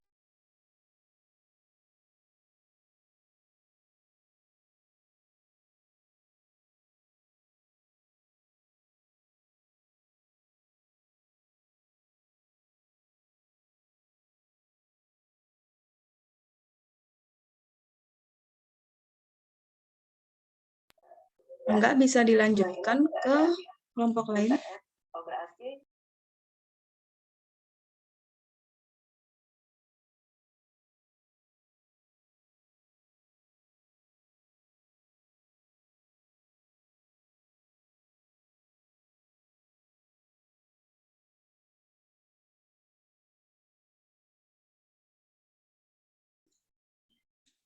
Baik, Assalamualaikum warahmatullahi wabarakatuh. Kami dari kelompok 5 ingin mempresentasikan hasil diskusi kami, yaitu dasar filosofi dan ideologi ilmu pendidikan. Selanjutnya akan dibahas. Oke, untuk nama anggota ada Aninda Alvina Karmelia, dan saya Faizal Iskandrianto, Fazan Naura, Rahmat Riana Sumanti, dan Samuel Restu Putra.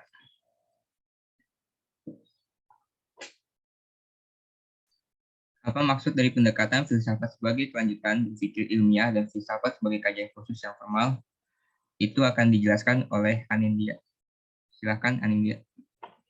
Terima kasih Faisal. Baiklah, berpikir ilmiah adalah suatu proses berpikir yang tersusun secara sistematis berdasarkan pengetahuan ilmiah yang ada. Kesimpulan dari berpikir ilmiah adalah memperoleh pengetahuan. Sementara untuk filsafat itu sendiri adalah suatu pemikiran yang membahas secara kritis tentang keseluruhan aspek kehidupan umat manusia, lalu dijabarkan secara teoritis dan mendasar yang menghasilkan suatu kebenaran. Dari dua pengertian tersebut, kelompok kami mengambil kesimpulan bahwa berpikir ilmiah merupakan salah satu proses dari berfilsafat. Hal ini karena suatu pemikiran dalam berfilsafat dapat muncul karena terjadinya proses berpikir ilmiah. Silakan untuk slide selanjutnya.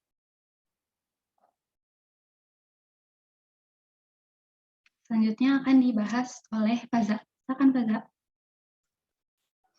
Baik, selanjutnya yaitu mengenai pendekatan filsafat sebagai kajian khusus yang formal.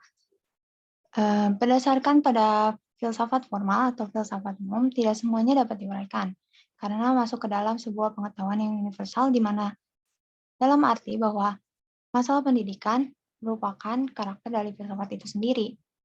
Filsafat dapat menjadi kajian khusus yang formal dikarenakan memiliki berbagai hakikat di dalamnya yang bisa kita capai untuk mendapatkan suatu kesimpulan. Karena pada dasarnya, pengetahuan akan memerlukan hakikat dan filsafat untuk bisa mencapai kajian yang kita inginkan dan disepakati bersama.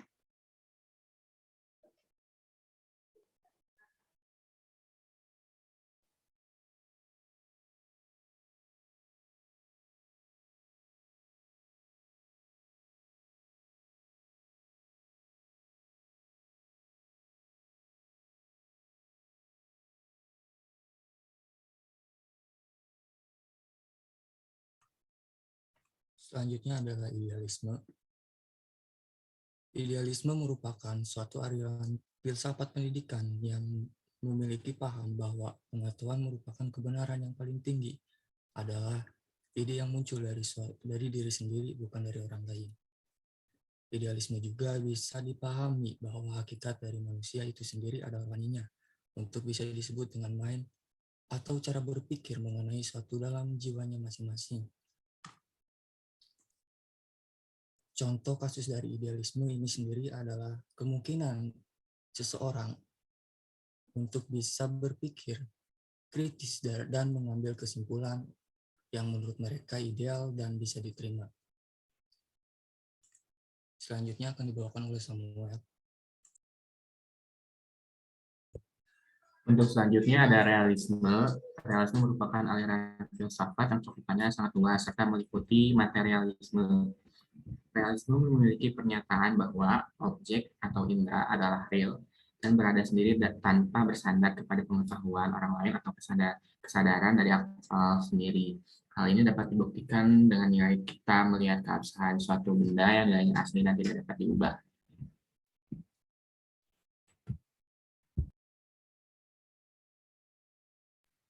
Untuk contoh kasus dari realisme sendiri, sini bisa dilihat dalam keabsahan atau nilai suatu benda, yang mana objek atau benda memiliki nilai keaslian yang nilainya tidak bisa diubah oleh siapapun, karena sudah seperti itu bentuknya sebelum kita lihat pun. Untuk selanjutnya bisa dilanjut.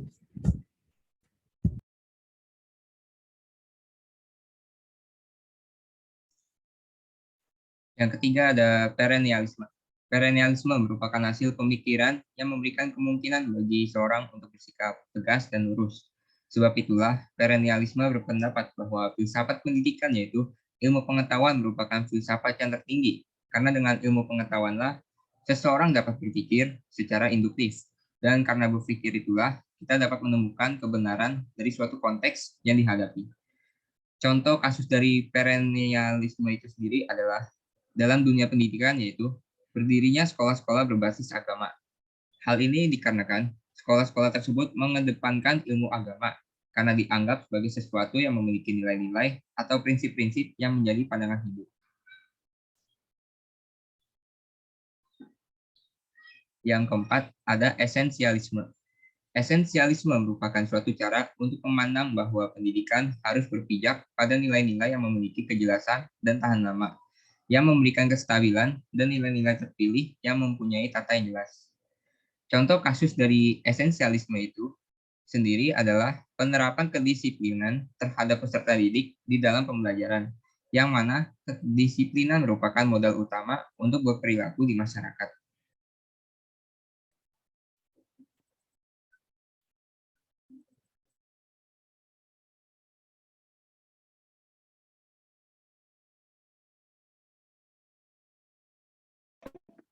Selanjutnya ada progresivisme.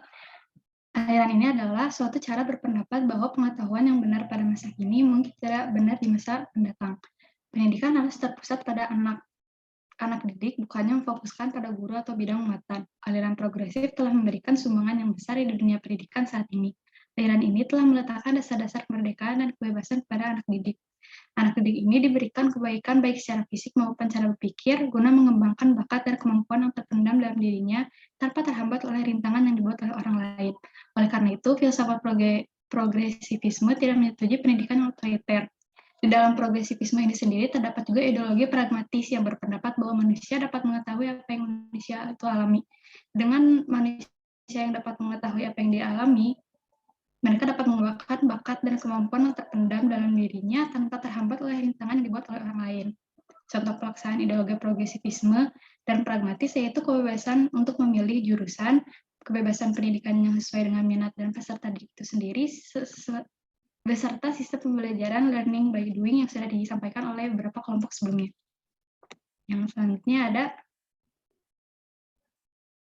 eksistensialisme, yaitu aliran filsafat yang pahamnya berpusat pada manusia individu yang bertanggung jawab atas kemauannya yang bebas tanpa memikirkan secara mendalam mana yang benar dan mana yang tidak benar.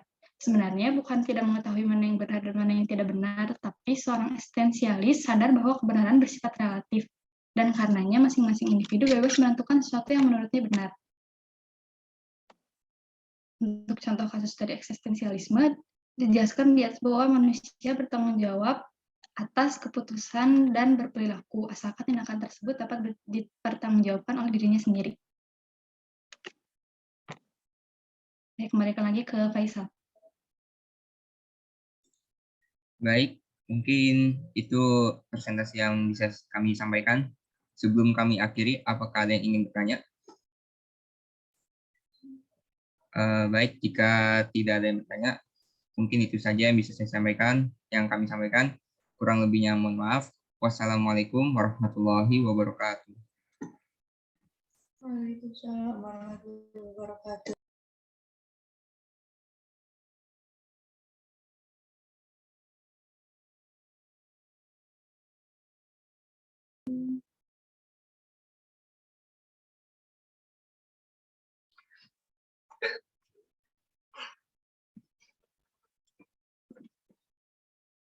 Assalamualaikum warahmatullahi wabarakatuh. Saya dari kelompok 6 ingin memaparkan hasil diskusi dari kelompok kami yang beranggotakan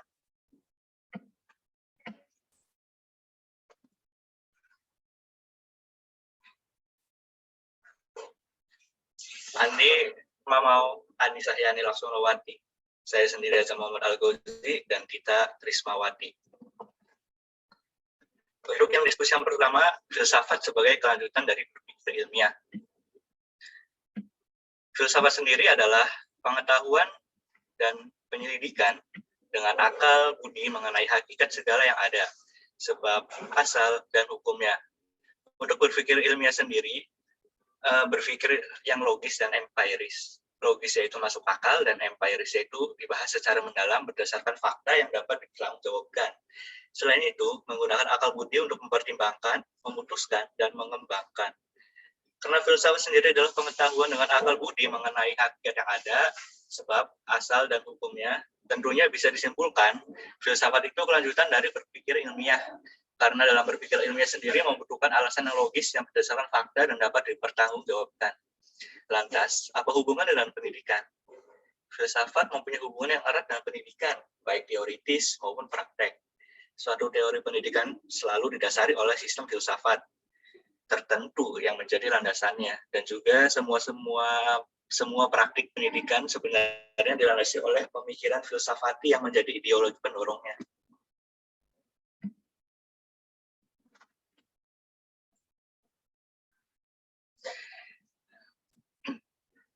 Kajian-kajian dilakukan oleh berbagai cabang filsafat, logika, epistemologi, etika dan estetika, metafisika dan lain-lain, dan akan besar pengaruhnya terhadap pendidikan.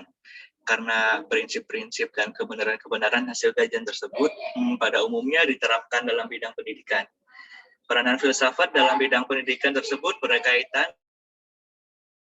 dengan hasil kajian antara lain tentang keberadaan dan kedudukan manusia sebagai makhluk di dunia, seperti yang disebutkan sebagai zoon politikon, homo sapiens, animal educandum, dan sebagainya.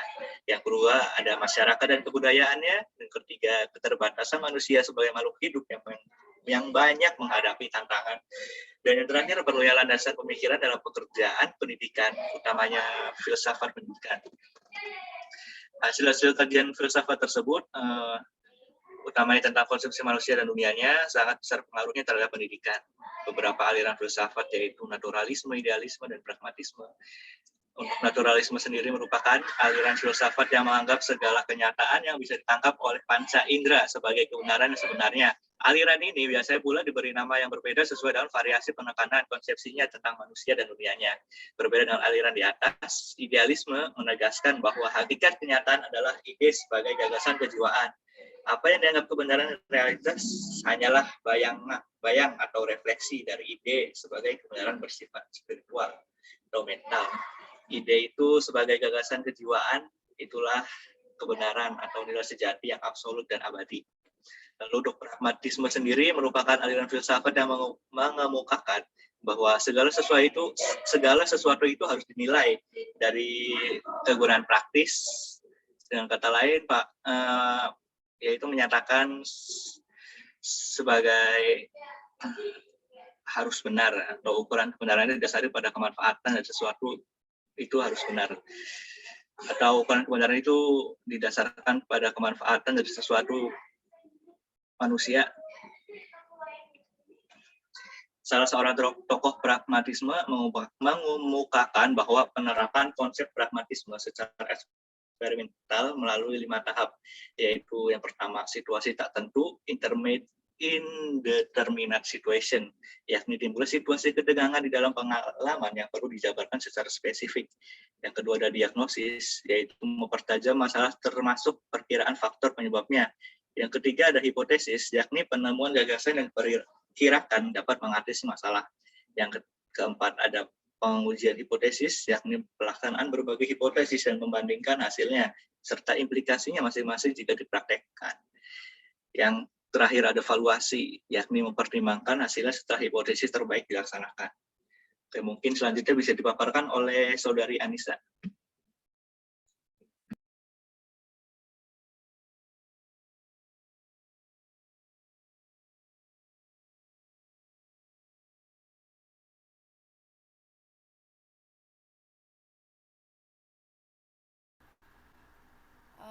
Terima kasih kepada Azam. Di sini ada aliran filsafat idealisme. Idealisme sendiri adalah salah satu aliran filsafat yang berpaham bahwa pengetahuan dan kebenaran tertinggi adalah ide. Semua bentuk realita adalah manifestasi dalam ide. Karena pandangannya yang idealis, itulah idealisme sering disebut sebagai lawan dari aliran realisme. Secara logika, Idealisme dan realisme tidak bisa dipertentangkan. Idealisme menganggap bahwa yang konkret hanyalah bayang-bayang yang terdapat dalam akal pikiran manusia. Kaum idealisme sering menyebut ide atau gagasan. Contohnya, di sini Hitler berjuang secara militer untuk ide-idenya karena didasarkan pada rasa cinta yang kuat untuk visi misi yang telah diperjuangkannya. Dan seorang siswa yang memiliki cita-cita di mana dia memiliki cita-cita ini, maka dia memiliki pikiran atau gagasan untuk menggapai cita-citanya. Next.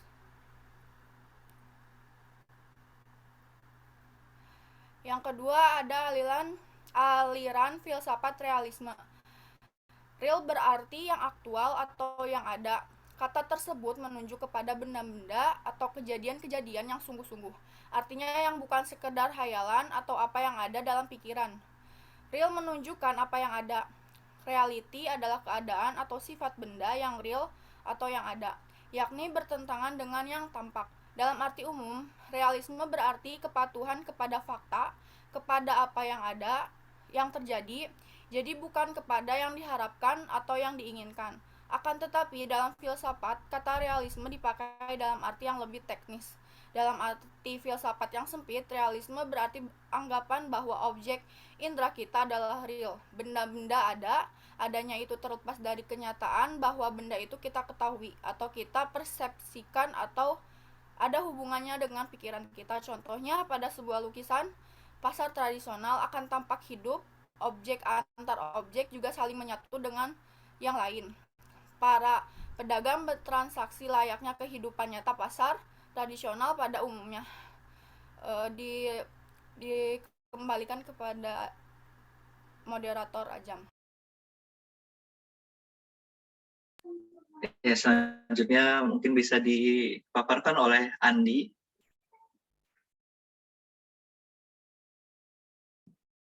Ya, lalu di sini ada filsafat aliran perennialisme. Perennialisme memandang pendidikan sebagai jalan kembali atau proses mengembalikan keadaan sekarang. Perennialisme memberikan sumbangan yang berpengaruh baik teori maupun praktik bagi kebudayaan dan pendidikan zaman sekarang. Muhammad Nur Syam 1988-296. Dari pendapat ini diketahui bahwa perennialisme merupakan hasil pemikiran yang memberikan kemungkinan bagi seseorang untuk bersikap tegas dan lurus. Karena itulah perennialisme berpendapat bahwa mencari dan menentukan arah tujuan yang jelas merupakan tugas yang utama dari filsafat, khususnya filsafat pendidikan. Pendiri utama dari aliran filsafat ini adalah Aristoteles, kemudian didukung dan dilanjutkan oleh Thomas Aquinas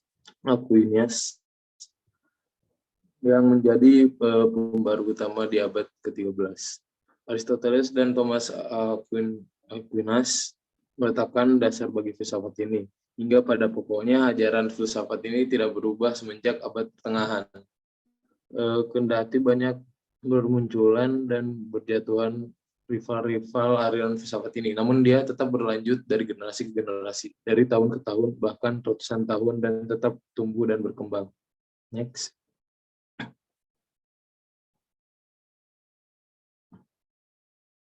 Perennialisme memandang bahwa kepercayaan aksiomatis zaman kuno dan abad pertengahan perlu dijadikan dasar penyusun konsep filsafat dan pendidikan zaman sekarang.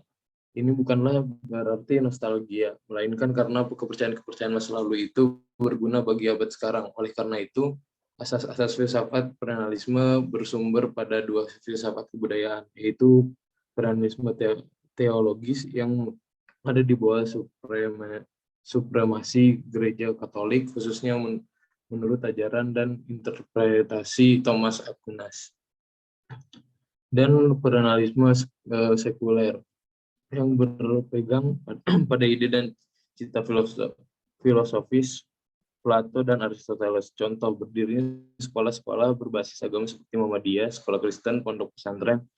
Sekolah-sekolah ini mengedepankan ilmu agama karena dianggap sebagai sesuatu yang memiliki nilai-nilai atau prinsip-prinsip yang menjadi pandangan hidup.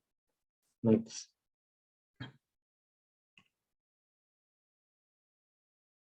Lalu ada aliran esensialisme. Aliran esensialisme ini merupakan aliran pendidikan yang didasarkan pada nilai-nilai kebudayaan sejak peradaban umat manusia. Aliran ini muncul pada zaman Renaissance yang ciri-cirinya berbeda dengan progresivisme. Aliran ini lebih fleksibel dan terbuka untuk perubahan, toleran dan tidak ada keterkaitan dengan doktrin tertentu, dan memandang bahwa pendidikan harus berpijak pada nilai-nilai yang memiliki kejelasan dan tahan lama yang memberikan stabilitas. Nilai-nilai terpilih yang merupakan tata yang jelas. Nilai-nilai yang dapat memenuhi adalah yang berasal dari kebudayaan dan filsafat yang korelatif selama 4 abad belakang. Sejak zaman Renaissance sebagai pangkal timbulnya pandangan-pandangan esensialisme awal. Tokoh dalam aliran ini adalah William C. Bagley, Thomas Briggs,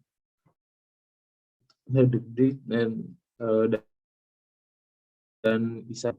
Next.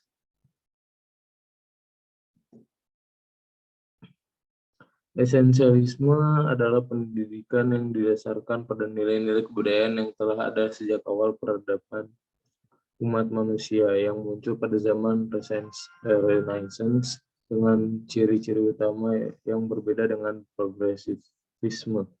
Perbedaannya yang utama adalah memberikan dasar berpijak pada pendidikan yang penuh fleksibilitas, di mana serta terbuka untuk perubahan, toleran, dan tidak ada keterkaitan dengan doktrin tertentu. Esensialisme memandang bahwa pendidikan harus berpijak pada nilai yang memiliki kejelasan dan tahan lama yang memberikan kestabilan dan nilai-nilai terpilih yang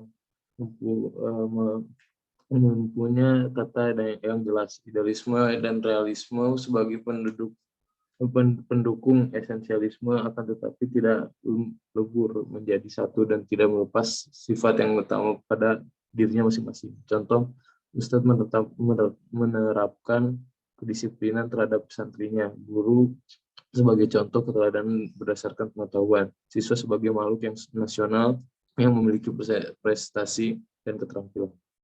Kembalikan kepada moderator. Ya, untuk selanjutnya mungkin bisa dipaparkan oleh Saudari Dita Rismawati. Dipersilakan. Baik, terima kasih Ajam. Untuk selanjutnya ada pragmatisme dan progresivisme. Pragmatisme adalah aliran yang menjadi besar pengaruhnya khususnya di USA dengan ahli-ahlinya berasal dari sana dan pada abad ke-20 sampai menyaingi idealisme dan realisme. Menurut pragmatisme, manusia mampu mencapai bentuk ide atau pikiran yang jelas dan efektif, khususnya apabila akibat dari penggunaan satu ide itu langsung dialami ketika terdapat kesempatan untuk mencobakan baik tidaknya ide itu di dalam praktek keseharian. Justru uji kebenaran dari suatu ide terletak pada kegunaan langsung dalam praktek. The truth is in the making. Dan tidak pada teori secara spekulatif. Dengan menjadikan pragmatisme sebagai filsafat hidup, tujuan pendidikan ialah agar terwujud pertumbuhan dan perkembangan pada semua orang, khususnya dengan jalan belajar melalui pengalaman keseharian memecahkan masalah. Dalam bidang pendidikan, aliran pragmatisme terfokus pada penerapan metode berpikir reflektif secara mendasar ke dalam kurikulum dan metode mengajar.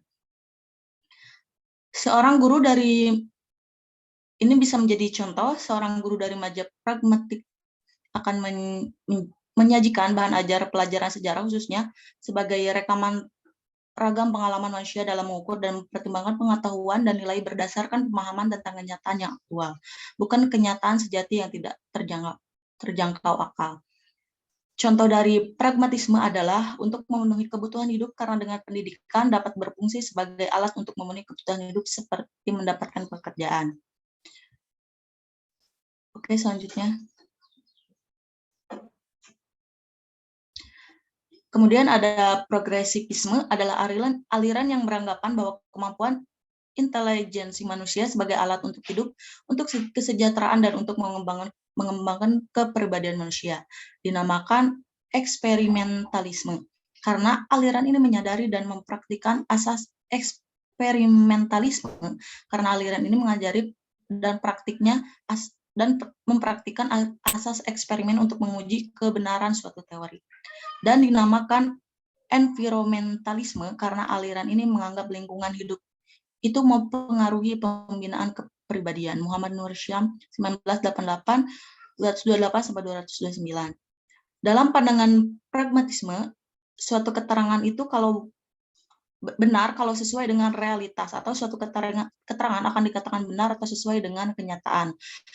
Roshidin 2004, 18. Aliran progresivisme memiliki kemajuan dalam bidang ilmu pengetahuan, meliputi ilmu hayat, bahwa manusia mengetahui semua masalah kehidupan, antropologi, bahwa manusia mempunyai pengalaman, pencipta budaya, dengan demikian dapat mencari hal baru. Psikologi, bahwa manusia akan berpikir tentang dirinya sendiri, lingkungan, pengalaman, sifat alam, dapat menguasai dan mengatur alam. Adapun tokoh-tokoh aliran progresivisme ini antara lain adalah William James, John Dewey, Hans Vaihinger, Ferdinand Schiller, dan George Santayana. Contoh dari progresivisme adalah memberikan kesempatan anak didik untuk belajar perorangan, memberikan kesempatan anak didik untuk belajar melalui pengalaman, memberikan motivasi dan bukan perintah, mengikut sertakan anak didik di dalam setiap aspek kegiatan yang merupakan kebutuhan pokok anak, dan menyadarkan pada anak didik bahwa hidup itu dinamis. Oke, selanjutnya. Selanjutnya ada eksistensialisme. Eksistensialisme merupakan filsafat yang secara khusus mendeskripsikan eksistensi dan pengalaman manusia dengan metodologi fenomenologi atau cara manusia berada. Eksistensialisme adalah suatu reaksi terhadap materialisme dan idealisme. Pendapat materialisme bahwa manusia adalah benda dunia, manusia itu adalah materi, manusia adalah sesuatu yang ada tanpa menjadi subjek. Pandangan manusia menurut idealisme adalah manusia hanya sebagai subjek atau hanya sebagai kesadaran. Eksistensialisme berkeyakinan bahwa paparan manusia harus berpangkalkan eksistensi, sehingga aliran eksistensialisme mampu penuh dengan lukisan-lukisan yang konkret. Contohnya adalah ketika mengikuti lomba, di situ peserta didik dapat bereksistensi dengan mengembangkan potensi setiap individu. Guru ikut andil dalamnya dengan memberi bimbingan, motivasi, memfasilitasi, dan lain sebagainya. Oke, sekian, dikembalikan lagi kepada Ajan. Ya, terima kasih, Saudara Rita. Mungkin sekian dari kelompok kami. Kurang lebihnya mohon maaf. Jika ada yang ingin ditanyakan, silakan raise hand. Jika tidak ada yang ingin ditanyakan, kami tutup. Kurang lebihnya seperti ini hasil diskusi dari kelompok kami. Kurang lebihnya mohon maaf. Wassalamualaikum warahmatullahi wabarakatuh. Waalaikumsalam warahmatullahi wabarakatuh.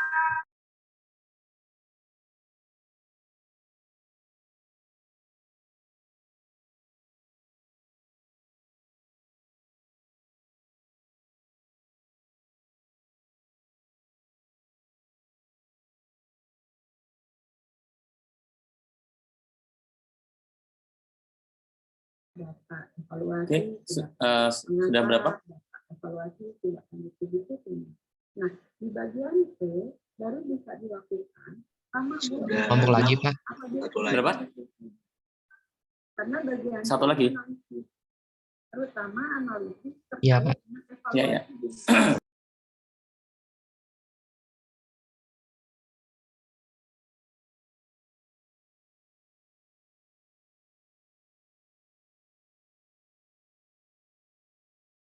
Bismillahirrahmanirrahim. Assalamualaikum warahmatullahi wabarakatuh. Kami dari kelompok 7 akan mempresentasikan hasil diskusi kami mengenai dasar diskusi dan ideologi ilmu pendidikan. Pendidikan merupakan suatu upaya memanusiakan manusia sesuai pandangan hidup dan latar sosial kebudayaannya setiap masyarakat tertentu. Pendidikan diselenggarakan berdasarkan falsafat hidup seperti landasan sosiologis, psikologis, kultural, dan filosofis. Landasan filosofis merupakan landasan yang berkaitan dengan makna atau hakikat pendidikan, yang berusaha menelaah masalah pokok seperti apa itu pendidikan, tujuan dari pendidikan itu, dan mengapa adanya pendidikan, dan lain-lain. Tinjauan filosofis dalam pendidikan memiliki dua pendekatan, yaitu filsafat sebagai kelanjutan dari berpikir ilmiah, filsafat sebagai kajian khusus yang formal. Yang pertama adalah filsafat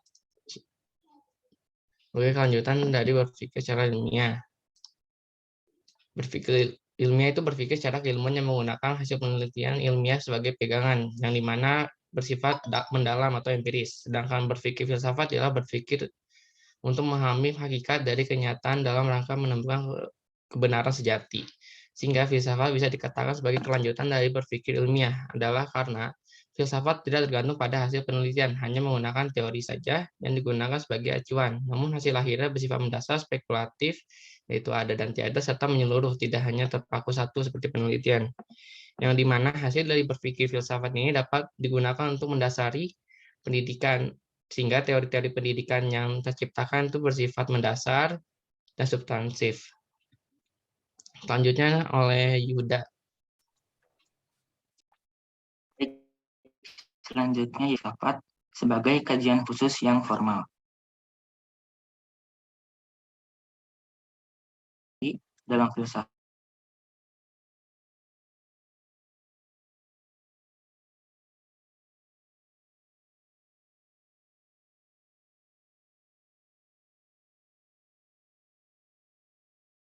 diperkirakan ada, namun tidak dapat diketahui. Kemudian yaitu estetika atau indah dan jelek yang dapat membantu peserta didik untuk mengembangkan potensi keilmuannya dalam mendalami pendidikan.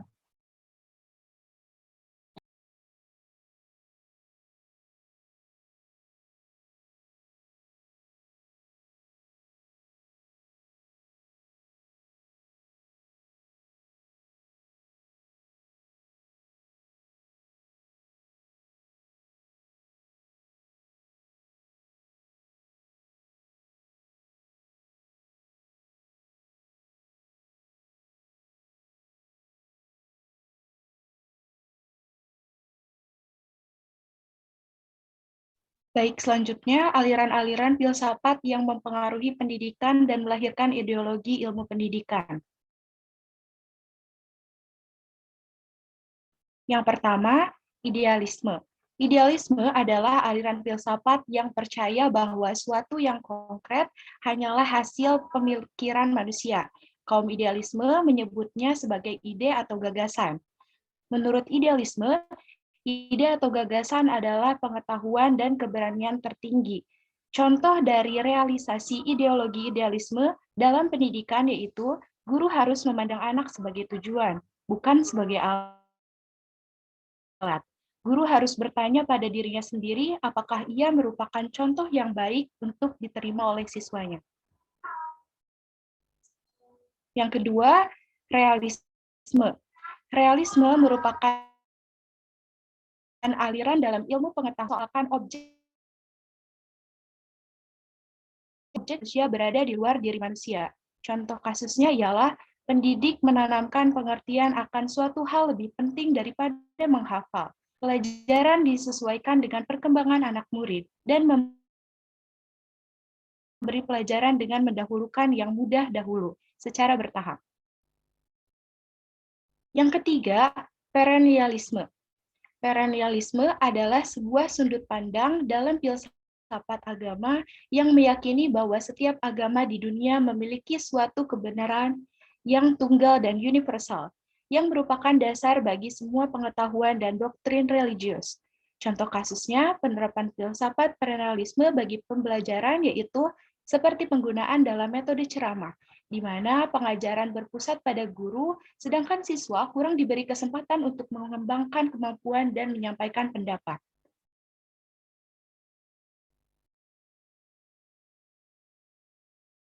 Yang keempat, ada esensialisme. Aliran filsafat esensialisme adalah suatu aliran filsafat yang menginginkan manusia kembali kepada kebudayaan-kebudayaan lama yang telah terbukti kebaikan-kebaikannya dalam kehidupan manusia. Contohnya, seorang peserta didik terlambat.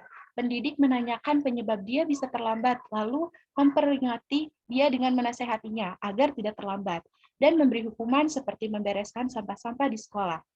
Pasti diharapkan keesokan harinya dia tidak ingin lagi melakukan hal tersebut dan diharapkan membuatnya jera.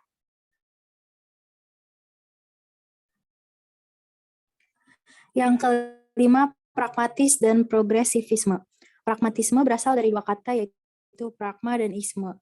Pragma berasal dari bahasa Yunani yang berarti tindakan atau action, pengertian isme yang merujuk pada cara berpikir atau suatu aliran berpikir. Dengan demikian, filsafat pragmatisme beranggapan bahwa pikiran itu mengikuti tindakan. Sehingga pada aliran pragmatik pelaksanaannya lebih mengutamakan keaktifan objek. Contohnya saat ini, sekolah menengah atas menerapkan kurikulum 13 atau K13 yang dimana pada kurikulum ini diutamakan agar siswa lebih aktif dalam kegiatan belajar, sedangkan guru sebagai fasilitator saja. Progresivisme dapat diartikan sebagai aliran yang menginginkan kemajuan-kemajuan secara cepat. Progresivisme dalam filsafat pendidikan merupakan suatu aliran yang menekankan bahwa pendidikan bukanlah sekedar pemberian sekumpulan pengetahuan kepada subjek didik, tetapi hendaklah berisi aktivitas-aktivitas yang mengarah pada pelatihan kemampuan berpikir. Contoh dalam dunia pendidikan yaitu kerjasama sekolah dengan keluarga, di mana pendidikan mengupayakan adanya sepihak sekolah dengan keluarga agar menciptakan kesempatan yang luas bagi anak untuk mengeksplor dirinya. Yang keenam ada eksistensialisme. Eksistensialisme merupakan filsafat yang secara khusus mendeskripsikan eksistensial dan pengalaman manusia dengan metodologi, fenomenologi, atau cara manusia berada. Eksistensialisme berhubungan erat sekali dengan pendidikan, karena keduanya bersinggungan satu dengan yang lainnya pada masalah-masalah yang sama, yaitu manusia, hidup, hubungan antar manusia, hakikat kepribadian, dan kebebasan. Contoh kasus dari ideologi eksistensialisme ialah pada diskusi dialog. Siswa memiliki hak untuk menolak interpretasi guru tentang pelajaran. Sekolah merupakan suatu forum di mana para siswa mampu berdialog dengan teman-temannya dan guru membantu menjelaskan kemajuan siswa dalam perkembangannya. Baik, sekian dari kelompok kami. Kurang lebihnya mohon maaf. Jika ada yang mau ditanyakan, boleh raise hand. Baik, jika tidak ada yang ingin ditanyakan, kami cukupkan. Terima kasih. Wassalamualaikum warahmatullahi wabarakatuh.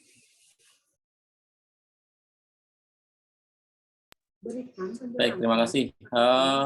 Ternyata lebih setengah jam ya. Dari jam 11 harusnya selesai, ternyata setengah 12 ya. Saya baru cek jam, ternyata setengah 12. Ya, terima kasih rekan-rekan semua sudah menyampaikan hasil diskusinya. Tadi berbagai macam pandangan filsafat ya, dari idealisme, realisme, progresivisme, perennialisme, eksistensialisme, dan itu memang menjadi acuan di dalam sebuah pembelajaran ataupun pendidikan ya. Jadi kenapa kok di Indonesia ataupun bahkan di luar negeri pendidikan itu sangat berbeda? Ya, salah satunya adalah dengan bagian dari itu ya, filsafat. Oke, baik. Sebelum ditutup, saya sedikit mau menyampaikan suatu. Ini tugas berikutnya. Jadi setelah ini dapat tugas lagi. Ya. Nah, sebentar, bukan ini ya.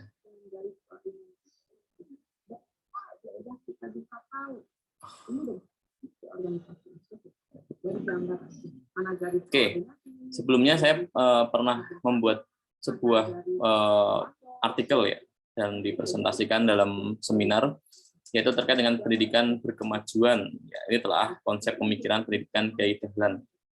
Dan pendidikan berkemajuan atau mungkin kalau dalam falsafah itu adalah progresivisme. Jadi Kiai Dahlan itu memiliki pandangan lebih ke progresivistik ya. Walaupun sebenarnya kalau kita kaitkan dengan perennialism itu hampir mirip ya. Tapi sebenarnya kalau dari sisi kaitannya Kiai Dahlan dengan John Dewey, tadi ada yang mengkaitkan dengan John Dewey, itu juga hampir mirip.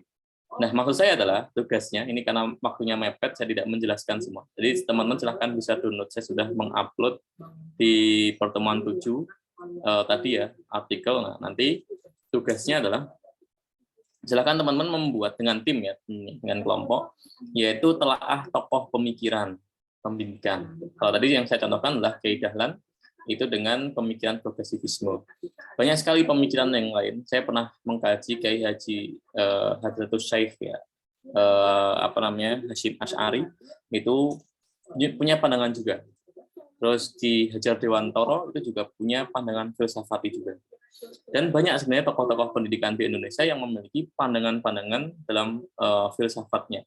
Nah, untuk tugas kali ini, silakan teman-teman mengkaji, cari literatur terkait dengan tokoh-tokoh tersebut, dan nanti silahkan bisa dibuatkan semacam makalah. Untuk pengumpulannya nanti saya infokan, karena waktunya sudah hampir mendekati Jumatan, jadi nanti kita infokan, tapi yang jelas tugasnya tadi ya, seperti itu. Oke, paling itu teman-teman untuk tugasnya nanti bisa di-search di materi tadi. Pak Wahid, Ya, kalau silakan. makalah tetap 5 kelompok, maksudnya satu kelompok 5 orang atau baiknya 3? Nah, baiknya gimana Bu Dewi? 3 sih, jadi mungkin makalah nanti bisa kalau ada yang terbaik bisa dibentuk ke dalam artikel.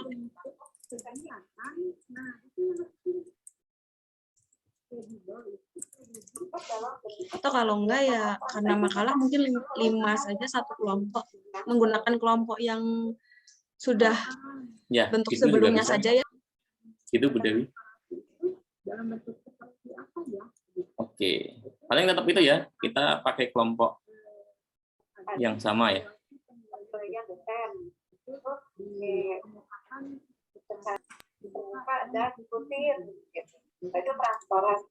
Ya, begitu.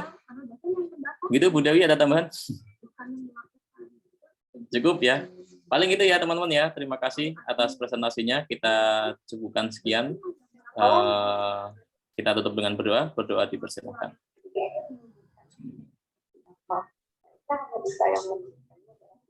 Baik, berdoa selesai. Terima kasih. Sekian. Assalamualaikum warahmatullahi wabarakatuh.